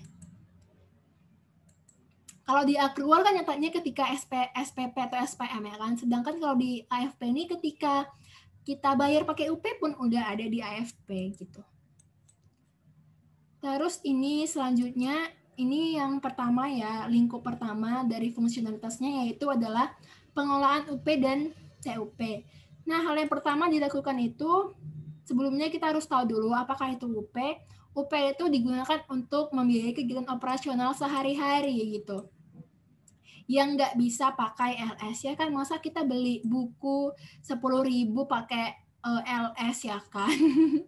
Pakai transfer gitu loh ya kan. Makanya dia dibilang ada loh transaksi yang nggak bisa pakai LS. Contohnya itu tadi kayak beli buku 10.000 bayar LS, ya ampun capek dong. Terus ini yang kedua, poin kedua itu UP itu adalah uang muka kerja dari kuasabun kepada bendahara pengeluaran yang dapat dimintakan penggantiannya. Jadi itu adalah uang muka kerja. Nah, kepada bendahara pengeluaran. Nah, dia kan kerjanya mengeluarkan uang ya. Jadi kasihlah dulu uang muka biar punya pegangan gitu. Terus uang muka ini dia pakai metode revolving. Jadi kalau udah mau habis dia bisa minta pengganti ke bon gitu. Nah, yang pertama dia ngapain aja dalam UP dan TUP? Nah, yang pertama dia itu harus menghitung usul UP. Nah, jadi UP ini itu dilihat pertama kali itu dari KPA nih. KPA ini mau rencana mau ngapain aja sih aku nanti tahun ini gitu, bulan ini atau hari ini. Terus KPA ini kan nyusun rencana besarnya. Terus si PPK ini akan membuat rincian terkait dari rencana yang udah dibuat oleh KPA. Nah, selanjutnya setelah orang berdua ini berkoordinasi gitu kan. Jadi mereka misalnya dapat lah kan, oh ternyata bulan ini butuh 100 juta gitu kan. Nah, karena UP itu kan uang muka ya kan. Jadi berapa ya kira-kira usulan UP-nya? Oh misalnya kita karena uang muka ya udah deh 10% aja gitu lah kan. Tapi ini sebenarnya ada hitung-hitungannya sih. Ini tapi kita nggak kita pelajari sebenarnya. Misalnya 10% aja deh usulan UP-nya, ya udah berarti kita menghitung usulan UP-nya itu berarti dapat kita UP 10 juta. Nah, 10 juta inilah yang akan kita ajukan ke KPPN sebagai UP kita nantinya. Diusulkan pakai SPP UP. Nah, ini tuh ketika pertama kali kita di 1 Januari di awal periode. Terus, nah si 10 juta ini karena kan kita bilang kita mau 100 juta ya kan. Kegiatan kita selama sebulan ini dan kita udah punya 10 juta. Nah, ternyata udah terpakai nih. Sekarang tinggal 8 juta. Tinggal 8 juta nih. Kok tinggal 8 juta? Udah dipakai 8 juta, sekarang tinggal 2 juta. Tinggal 2 juta. Nah, ini kan kurang dong. Sedangkan kita butuhnya 100 juta ya kan. Dan uang kita tinggal 2 juta gitu ya kan. Jadi perlulah kita mengisi lagi gitu. Mengisi ataupun meminta tambahan uang. Nah, inilah kita buat mencetak rincian pembayaran TUP. tambahan uang persediaan karena kita butuhnya 100 juta tapi cuman tinggal 2 juta gitu. Nah, oleh karena itu kita juga perlu merekam dan mencatat kwitansi. Jadi susah ya kan kalau misalnya sebagai bendahara itu kan mesti harus ada kwitansi atau ada faktur supaya kita bisa benar-benar percaya uangnya itu segitu, nggak bisa langsung bayar-bayar aja, mesti ada kwitansi. Nah, habis itu kita juga perlu memungut dan menyetorkan pajak. Nah, ini kayak kita pas di Akpem kan bendahara pengeluaran itu dia memungut pajak ya kan, PPh 22 di mana bendahara ini merupakan sebagai pemungut. Kalau misalnya mau transaksi apapun dengan bendahara, mesti dikenakan pajak PPh 22. Terus habis itu, nah ternyata dari uang kita yang kita minta 10 juta ini, ternyata masih ada sisa nih 1 juta. Nah, jadi 1 juta ini harus kita setorkan lah ke kas negara. Nggak bisa kita biarkan aja di saldo kita, di neraca kita. Nah, ini dia penerimaan sisa UPTUP. Nah, kalau misalnya kita biarkan aja 1 juta ini di kas negara, di neraca kita sebagai kas di bendahara pengeluaran, maka kita akan kena sanksi. Sanksinya apa? Di periode tahun depan kita nggak akan menerima lagi UP, gitulah. Nah, ini dia prosedurnya. Nah, pertama itu bendahara itu akan menginput referensi akun UP. Nah, jadi ini tuh akun UP itu tadi yang aku udah bilang bahwa kan tadi si KPA dan TPK ini akan berkoordinasi mau ngapain gitulah. Jadi inilah yang direferensikan, mau akun apa lah gitu yang bakalan bisa dipakai untuk uang persediaan. Mengingat ternyata uang persediaan itu nggak bisa dipakai untuk semua transaksi loh ya. Masa kita belanja modal pakai UP gitu ya kan. Terus ini setup variabel UP dan habis itu kita menghitung usul UP. Nah, jadi usul UP ini itu ya yang tadi itu misalnya kita mengusulkan 10% UP-nya gitu. Nah, terus habis itu setelah kita tahu ya kan mau buat 10 juta nih UP-nya. Nah, habis itu kita akan mengajukan SPP sama staf PPK. Akan dibuat input SPP. Nah, habis itu SPP-nya ini akan SPP dari PPK ini akan diuji jadi SPM.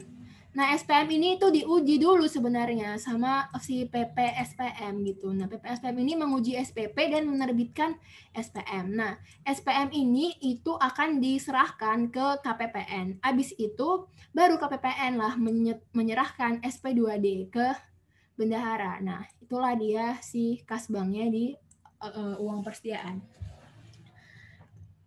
Nah, habis itu ini ada TUP. Nah, kalau misalnya uangnya ternyata nggak cukup ya kan. Misalnya nih ada kejadian luar biasa nih, misalnya kan sekarang ada COVID gitu lah ya kan. Pastilah membengkak gitu pengeluaran. Nah, makanya kita perlu TUP. Nah, apa bedanya UP sama TUP? Nah, kalau UP ini dia itu bisa aja GU-nya ini sebulan sekali, 5 bulan sekali, setahun sekali, terserah. Sedangkan TUP ini dia harus GU itu maksimal sebulan. Dalam sebulan, dalam 1 bulan harus di GU, harus ganti. Dan dia kalau udah GU itu bukan GU biasa, tapi GU nihil gitu. Jadi hilang lah saldo tambahan UP-nya. Misalnya kita awalnya punya 10 juta, terus kita minta tambahan nih 5 juta.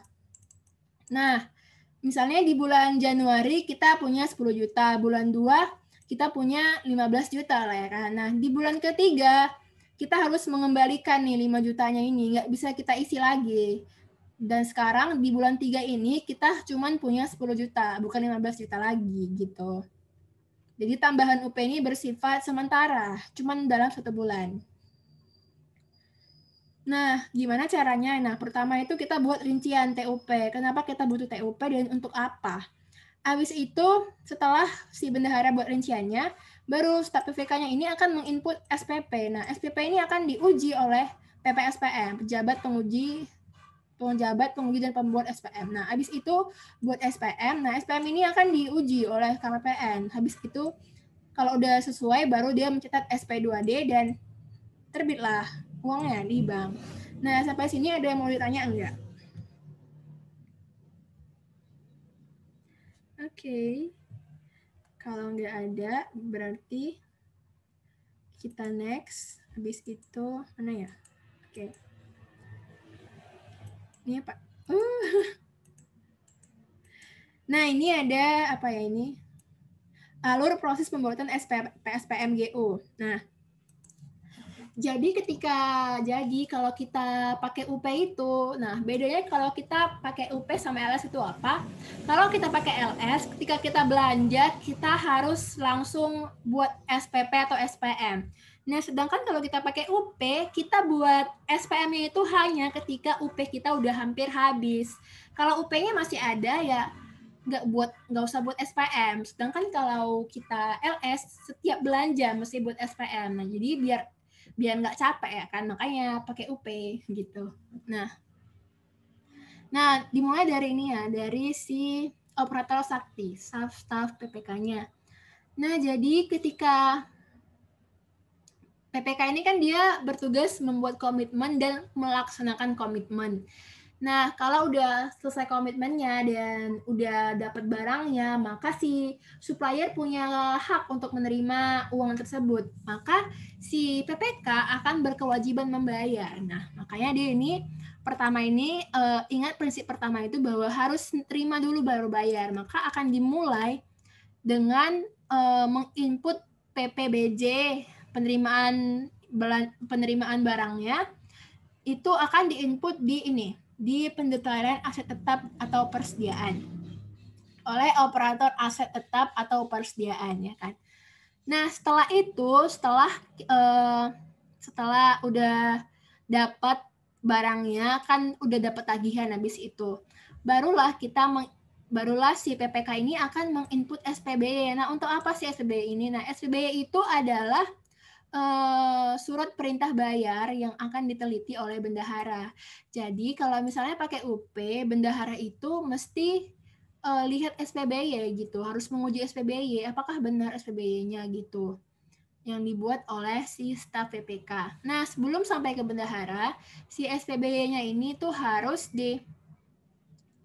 diverifikasi dulu oleh si PPK. Nah setuju SPBY. Kalau udah setuju, baru si bendahara ini membayar dan menerbitkan kwitansi.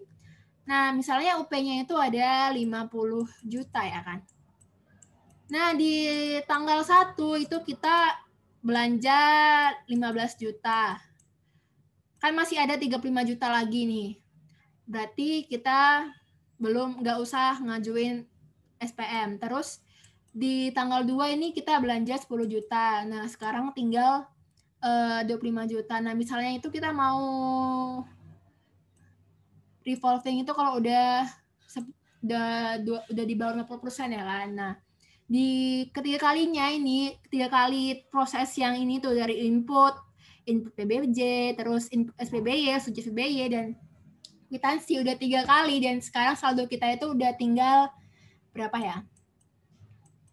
15 tinggal 10 juta sekarang berarti kan. Nah, berarti kita harus melakukan SPM GUP, ganti uang persediaan gitu kayak kan. Nah, untuk itu kita perlu membuat DRPP. Nah, untuk mengasih tahu udah ngapain aja sih kita pakai uang tersebut. Nah, selama kita berbelanja dan melakukan pembayaran, nah seperti tadi aku bilang bahwa bendahara itu adalah pemungut PPh. Jadi dia harus melakukan pemungutan pajak. Nah, pajaknya ini akan disetor.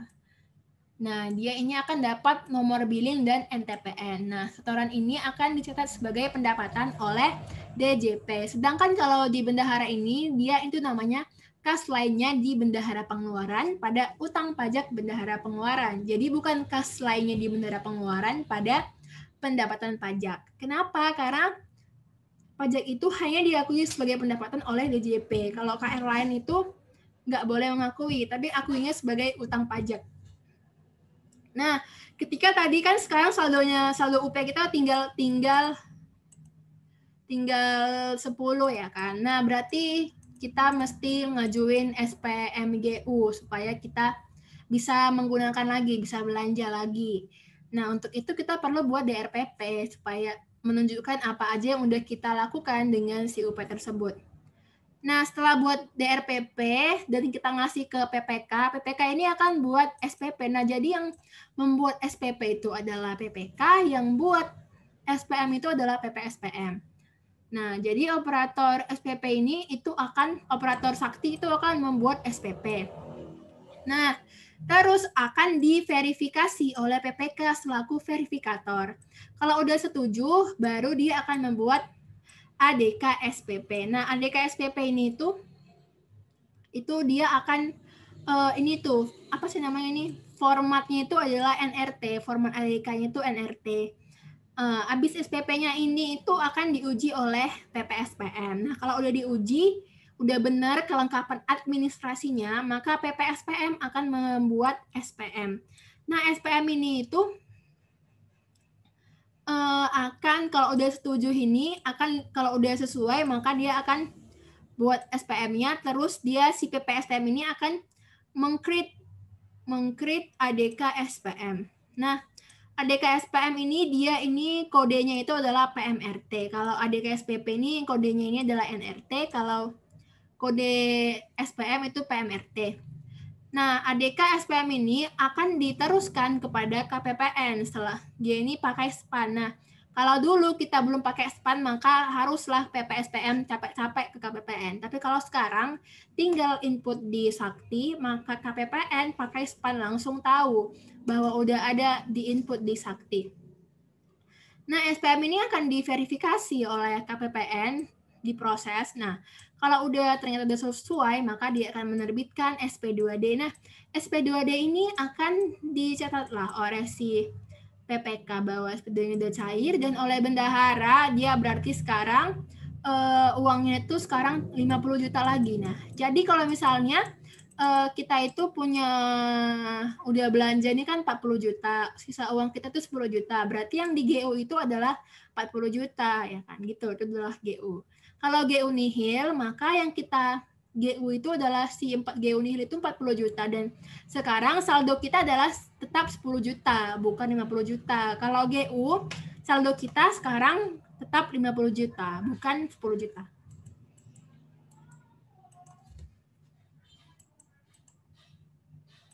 Nah, ini soalnya yang tidak termasuk dalam proses awal ketika akan membuat SPP, SPM, UP di Sakti adalah ini membuat DRPP. Nah, benar ya. Menginput referensi kelompok akun UP. Nah, ini tadi yang di 2 slide sebelumnya. Terus menginput referensi variabel UP. Nah, ini juga di 2 slide sebelumnya. Nah, terus ini membuat supplier tipe 1. Nah, buat supplier ini itu adalah di mana sih? Di manajemen supplier di pertemuan sebelumnya. Nah, jadi yang 32 ini jawabannya A.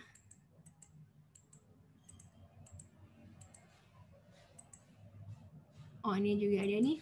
Dalam pengelolaan UP, penerbitan kwitansi dalam modul bendahara secara sistem akan berdampak pada aktivitas sebagai berikut, kecuali ini ya, dia pengelolaan UP. Nah, katanya ini ingat penerbitan kwitansi ya, kwitansi. Berarti masih di mana ya ini?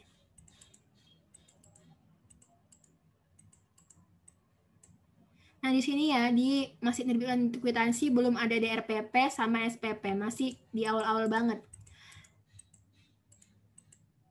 Nah, oke. Nah, yang A, jurnal. Perlu di jurnal ya kan, oleh si itunya. Terus, penerbitan SPBY, nah, ya kan, harus didahului dulu oleh SPBY, baru bisa buat kwitansi. Terus perhitungan fund availability. Nah, jadi ini kan tadi kita bilang bahwa setiap kali udah selesai melakukan transaksi di modul bendahara, maka perlu mengupdate fund availability. Sekarang udah tinggal berapa sih uangnya gitu ya kan. Nah, berarti yang dia benar, yang salah si C. Karena realisasi itu dicatat kalau udah SP2D. Kalau masih dia SPM, masih apalagi masih kwitansi nih, masih belum apa-apanya ini, berarti dia belum realisasi. Jadi jawabannya adalah yang C. Nah, terus ini selanjutnya adalah kartu kredit pemerintah. Nah, jadi apa sih itu kartu kredit pemerintah itu? Nah, jadi kalau dulu itu semua uang persediaan itu akan dikasih 100% di kayak uang tunai ataupun ditaruh di bank gitu. Nah, kalau sekarang itu 60% itu di bank, sedangkan 40% itu dibuat dalam bentuk kartu kredit. Nah, diawali itu dengan perjanjian kerjasama antara bank dengan Satker. Nah, bank ini pun bukan sembarang bank, tapi harus bank yang BUMN, kayak BRI, Mandiri gitu. Nggak bisa yang bank swasta. Terus setelah itu baru menerbitkan kartu kredit oleh bank. Nah, terus kartu kredit ini kan 40% dari UP ya, 40% UP.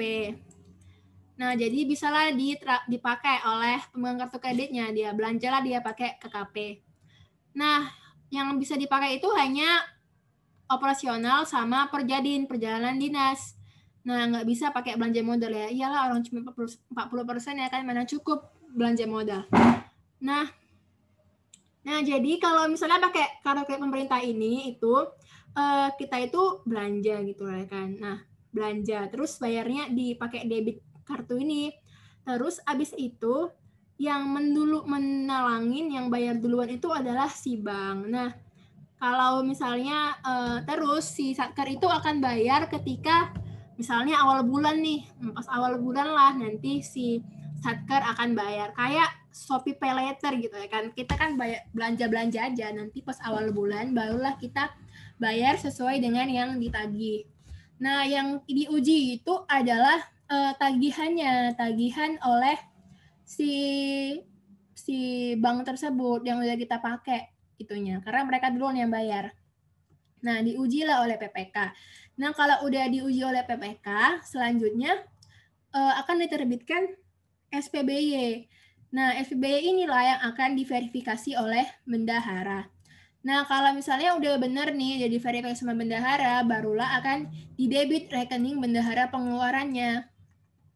Nah, jadi yang diverifikasi ini, yang diuji itu adalah tagihan dari bank tersebut, bukan pas kita belanja kita uji gitu, tapi pas udah kita belanja terus udah dibayar sama bank, terus bank itu nagih ke kita cicilan gitu. Nah, cicilan tersebut lah yang harus diuji dan diverifikasi oleh bendahara. Nah, kalau udah sesuai baru akan dibayar dengan cara didebit lah rekening kita.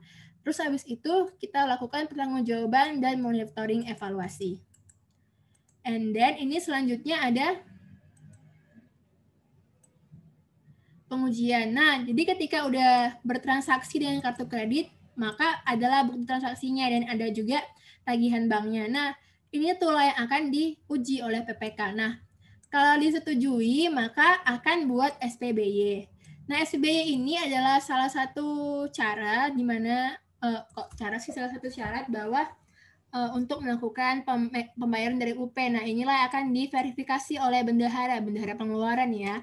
Nah, kalau misalnya udah benar, barulah di debit rekeningnya berkurang gitu. Nah, kalau misalnya UP-nya itu cukup, kalau nggak cukup, ya minta dulu lah kan GU-nya. Terus abis itu, nah kalau ternyata ini kan kalau disetujui, ternyata pas diuji ini dia itu nggak disetujui oleh PPK-nya, maka ya tanggung jawab pengguna kartu kredit tersebut, ya siapa suruh dia menggunakannya untuk hal lain ya, jadi dia sendiri lah yang bayar. Jadi yang di debit itu ya rekening sih yang megang kartu kredit tersebut, bukan rekening dari Satker tersebut. Nah, selanjutnya ini harus dipertanggungjawabkan dengan SPP GUP ataupun SPP GUP nihil. Nah, jadi ini pertama SPP, habis itu SPM, habis itu terbitlah SP2D gitu. And then ini dia mekanismenya. Nah, yang pertama ingat bahwa kita itu harus nerima barang dulu baru bayar. Makanya di sini diawali dengan pendetailan aset oleh si operator. Nah, habis itu barulah si operator sakti ini akan menginput SPP, yakni resum tagihan berdasarkan aset yang diterima. Nah, SPP tersebut itu harus diuji. Ini kan si Staf PPK ini itu kan sebagai sebagai operator. Kan kita punya 3 fungsi, ada operator, validator, sama verifikator. Nah, si verifikator ini, si approver inilah si PPK, dia menyetujui atau enggak. Kalau setuju dia buat ADK SPP. Nah, ADK SPP ini akan diuji oleh si stafnya PPSPM. Nah, dengan ADK ini dia formatnya NRT. Nah, selanjutnya si operator PPSPM ini akan mencetak SPM kalau setuju. Nah, terus si dari operator ini akan di approve oleh si PPSPM-nya. Jadi ada staf PPSPM yang bertugas mencetak SPM, terus ada pejabat PPSPM-nya yang menyetujui SPM yang udah dibuat sama si stafnya. Nah, kalau udah setuju, dia buat ADK SPM.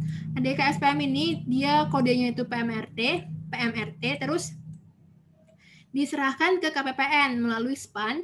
Habis itu diuji, kalau udah sesuai barulah terbit SP2D. Nah, SP2D ini akan dicatat sebagai kas masuk oleh bendahara.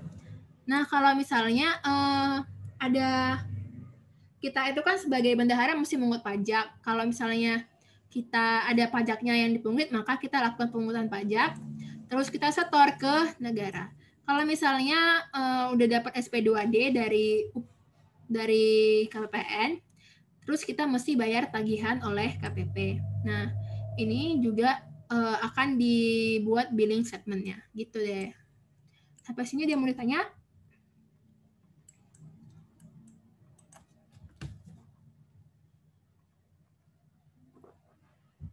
Nah, oke. Selanjutnya ini adalah transaksi non-kontraktual. Nah, kalau ini ada ya transaksi kontraktual, ada transaksi yang kontraktual. Nah, bedanya apa? Kalau kontraktual itu ada kontraknya, jadi kita akan ada input kontrak. Kalau misalnya non-kontraktual ini kan nggak ada kontrak, jadi nggak perlu input kontrak. Makanya di sini hanya ada input supplier. Nah, ini tuh sama kayak kita belajar di TM 4. Nah, jadi diawali dengan staf PPK ini sebagai pembuat komitmen, itu dia memilih dulu mau pakai supplier mana untuk melakukan belanjanya. Nah, habis itu buat ADK suppliernya oleh PPK kalau udah disetujui supplier tersebut. Nah, ADK-nya ini formatnya BCSR. Nah, habis itu ADK suppliernya ini akan diproses oleh sama KPPN di SPAN. Nah, habis itu setelah setuju KPPN-nya muncullah NRS, nomor register supplier. Nah, barulah kita bisa belanja sama supplier tersebut. Nah, untuk apa kita punya NRS? Nah, supaya kita belanja pada orang yang tepat. Jadi, kalau komitmen itu ada 2 ya, ada manajemen komitmen, ada manajemen supplier sama manajemen komitmen. Kalau manajemen supplier itu supaya kita bisa belanja pada supplier yang tepat, yang berkualitas. Kalau manajemen komitmen kan supaya kita uangnya itu nggak uangnya itu tetap tercukupi gitu. Nah, setelah itu baru kita bisa belanja. Nah, ini ada belanja LS dan kontraktual, belanja KKP, UP Falas, BLU, dan sebagainya. Nah, habis itu setelah kita ingat tadi bahwa kita mesti nerima barang dulu, baru bisa kita bayar. Jadi diawali dengan menerima barang dan harus didetailkan di modul aset tetap, baru habis itu si PPK bisa menginput SPBY. Nah, SPBY-nya inilah yang akan dilanjutkan dengan SPP. Kalau misalnya kita mau mengisi kembali UP-nya. Terus kalau udah SPP baru si SPM, barulah si SP2D. Next ini kalau ada ganti uang persediaan kembali pajak. Nah, ini tuh yang tadi misalnya ada WNA, dia belanja di Indonesia lagi liburan jalan-jalan. Nah, ketika dia pulang ke negara asalnya, nanti dia bisa minta ganti pajaknya. Nah, inilah dia proses ganti uang persediaan kembali pajak. Nah, jadi si operator sakti itu akan menginput SPBY. Nah, terus habis itu si PPK-nya kalau misalnya dia setuju, makanya dia setuju, bendahara itu akan menerbitkan kwitansi terkait inilah sebesar UP yang mesti dikembalikan pajaknya. Terus kalau misalnya ternyata UP-nya tinggal dikit gitu kan, maka harus buat DRPP dan menginput SPP serta mengajukan proses SPM ganti uang persediaan. Nah, jadi kalau misalnya mau transaksi biasa, tinggal buat SPBY. Mau 100 transaksi pun kalau bendaharanya uang persediaannya masih ada 100 juta gitu ya kan, ya nggak apa-apa. Nggak usah buat DRPP dan SPP. Tapi kalau misalnya kita baru transaksi sekali aja, tapi UP kita tinggal 1 juta gitu kan, mesti minta lagi. Nah, makanya kita harus buat DRPP dan SPP. Jadi SPBY ini ketika kita mau bayar pakai UP. Terus kalau buat DRPP sama SPP ini kalau kita mau ngisi ulang UP-nya. And then, nah ini ada lingkup kedua dari bendahara pengeluaran, yakni pengelolaan dana titipan atau LS bendahara. Nah, jadi LS itu bisa dititipkan ke bendahara. Habis itu bendahara ngasih ke pihak ketiga gitu. Nah, jadi ngapain aja dia? Nah, ini dia. Catat realisasi pembayaran dana titipan sama mengembalikan belanja kalau misalnya belanjanya kelebihan gitu. Nah, jadi kan misalnya si KPPN, jadi sebenarnya ini dimulai dari ini tuh udah dapat langsung SP2DLS bendaharanya ya. Sebenarnya dimulai ketika dimulai dari PPK itu buat komitmen, terus mengajukan SPP, SPM, terus akhirnya dapatlah SP2DLS bendahara. Nah, dari SP2DLS bendahara ini, uangnya ini akan dikasih ke bendahara pengeluaran. Nah, uang yang SP2DLS ini akan diteruskan ke supplier-supplier. Nah, inilah pembayaran dana titipan. Nah, kalau misalnya ternyata ada sisanya nih, Mbak, harus dikembalikan sisa itunya dan tersebut dan harus disetor sisanya. Ini dia di Pilar dan MPN 63. Nah, jadi sebenarnya itu diawali dengan belanja dulu, belanja dan nerima barang. Habis itu ajukan SPP. Pertamanya ini belanja, terus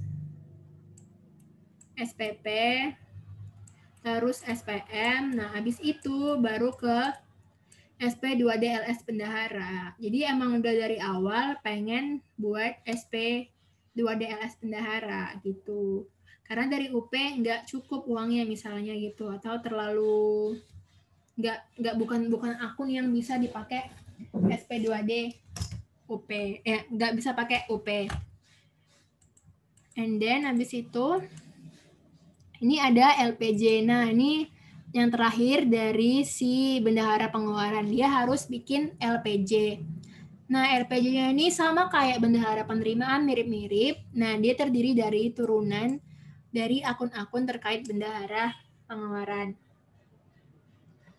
Terus, kalau ini tuh nggak perlu dilakukan rekonsiliasi internal antara SAI dengan LPJ, karena keduanya disusun dalam sistem yang sama. Ada apa aja nih, buku kas umum, pembantu, LPJ bendahara, pemeriksaan kas, sampai dengan monitoring uang muka. Nah, ini ternyata masih ada. Jadi kan bendahara pengeluaran itu kan dibantu oleh bendahara pengeluaran pembantu. Nah, jadi modul bendahara pengeluaran ini punya yang namanya submodul. Jadi dia adalah bagian dari bendahara pengeluaran, di mana tugasnya itu adalah membantu bendahara pengeluaran. Dia ngapain aja ini? Penerimaan dan penyetoran dana dari pengeluaran dari bendahara pengeluaran, pembayaran uang persediaan, pembayaran atas SPM LS bendahara, dan pembayaran aktivitas kas lainnya. Oke, ini lingkup yang pertama, yakni dia harus menerima dan menyetorkan dana dari bendahara pengeluaran. Nah, jadi masing-masing dari bendahara BPP itu akan dapat uang dari si BP. Habis itu mereka menata usahakannya gitu. Jadi pertama, dia merekam uang muka BPP ini dari si BP. Nah, kalau BP ini dia dapatnya dari Bun, kalau si BP dapatnya dari si BP. Nah, habis itu kalau misalnya adalah si misalnya KPA mau nyuruh dia ngelakuin A gitu. Nah, dia harus mengecek dulu di approve gak transaksi tersebut. Nah, kalau udah di approve, barulah dia bisa melakukan transaksi tersebut dan membayarkannya.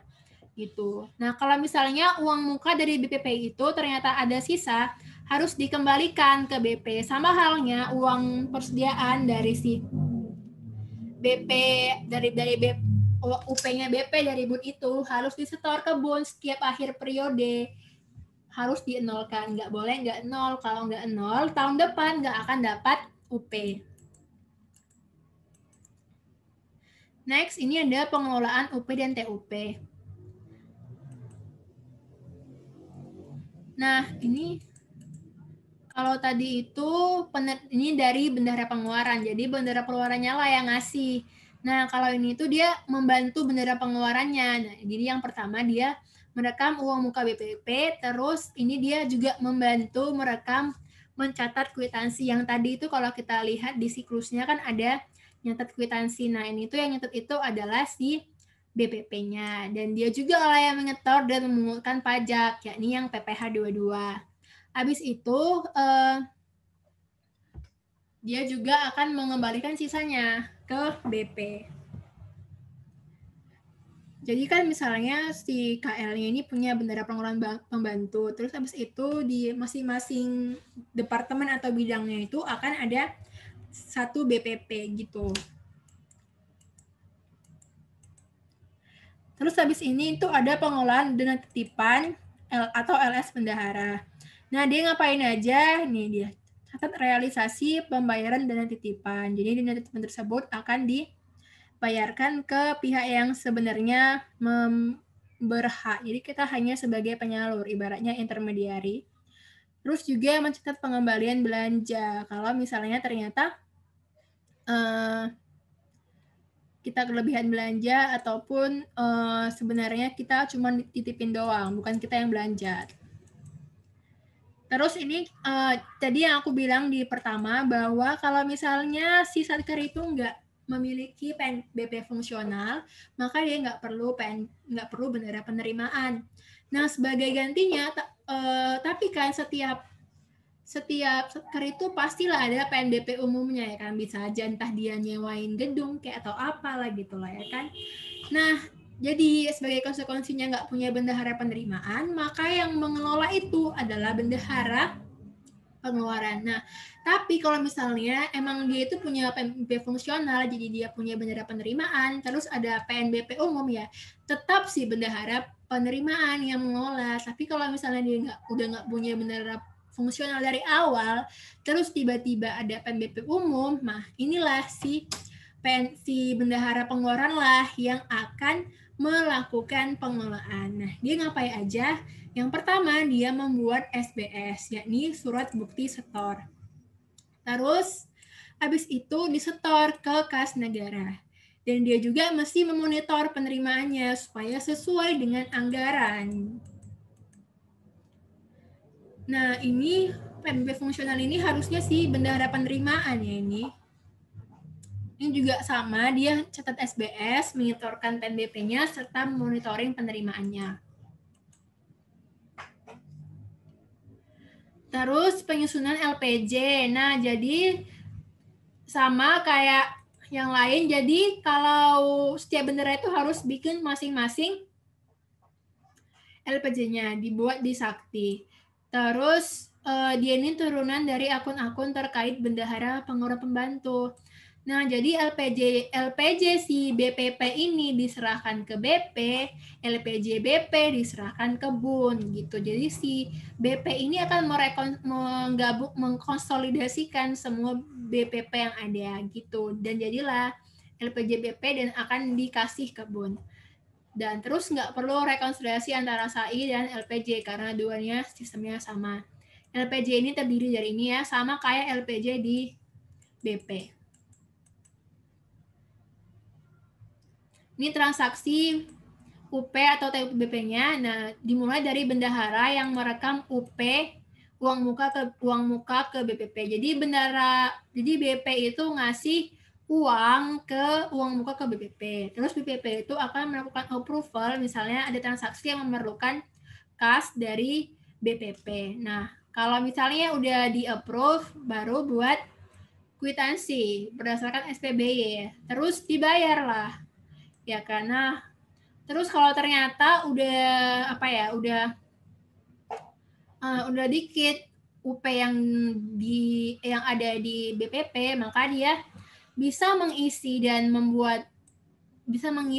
dia harus buat LPJ BPP. Kalau misalnya BP kan dia buat DRPP. Kalau misalnya BPP ini dia buat LPJ BPP untuk ke BP supaya minta verifikasi loh, ini loh yang udah aku buat pakai uang muka ini dan gantiin dong lagi, aku butuh untuk yang lain gitu lah ya kan.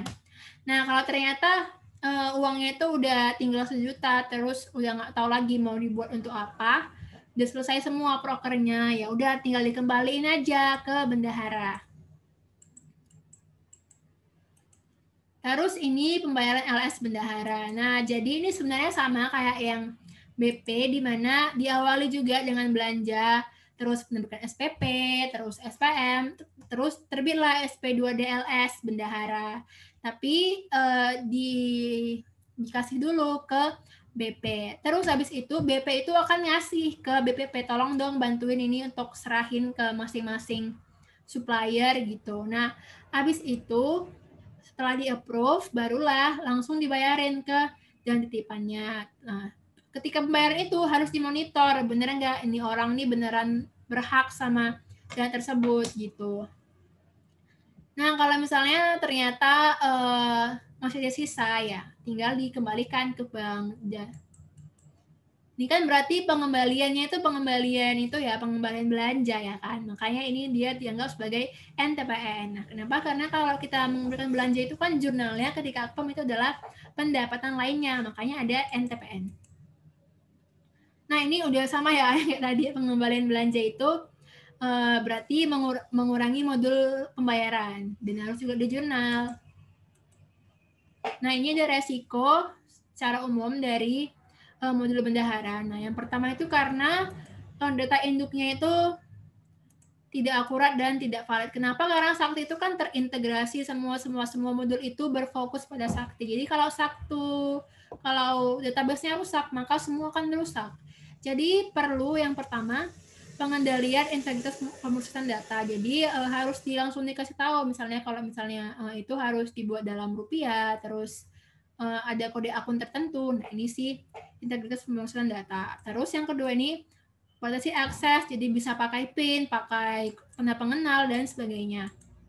Terus ini ada kehilangan dan kerusakan data, ya karena terintegrasi, kalau database-nya rusak, hilang, kebakaran, kebanjiran, ya susah ya kan, kayak yang pas kasus di kejaksaan itu ya kan, jadi makanya susah. Terus ya perlu ada backup, sama harus ada DRP, Disaster Recovery Plan. Terus ada pembayaran duplikasi. Nah, ini tuh sangat rawan karena kita kan terkait bayar-membayar. Jadi kadang ada bayarnya duplikat. Apalagi kalau misalnya pakai UP, karena kan nggak ada jurnal. Jadi ya harus hati-hati gitu. Padahal UP ini adalah supaya lebih transparan dan fleksibel. Jadi dilakukan pertama, harus lengkap bukti tagihannya baru dibayar. Nah, makanya prosesnya itu panjang, mulai dari SPBY, SPM, SPP, SPM, SP2D, dan sebagainya. Terus kalau udah dibayar itu harus sudah langsung ada statusnya, kayak di tanda X atau apa gitu, supaya nggak terjadi duplikasi. Oke, selesai. Nah, demikian modul bendahara hari ini. Oke, terima kasih teman-teman. Apakah ada yang mau ditanya?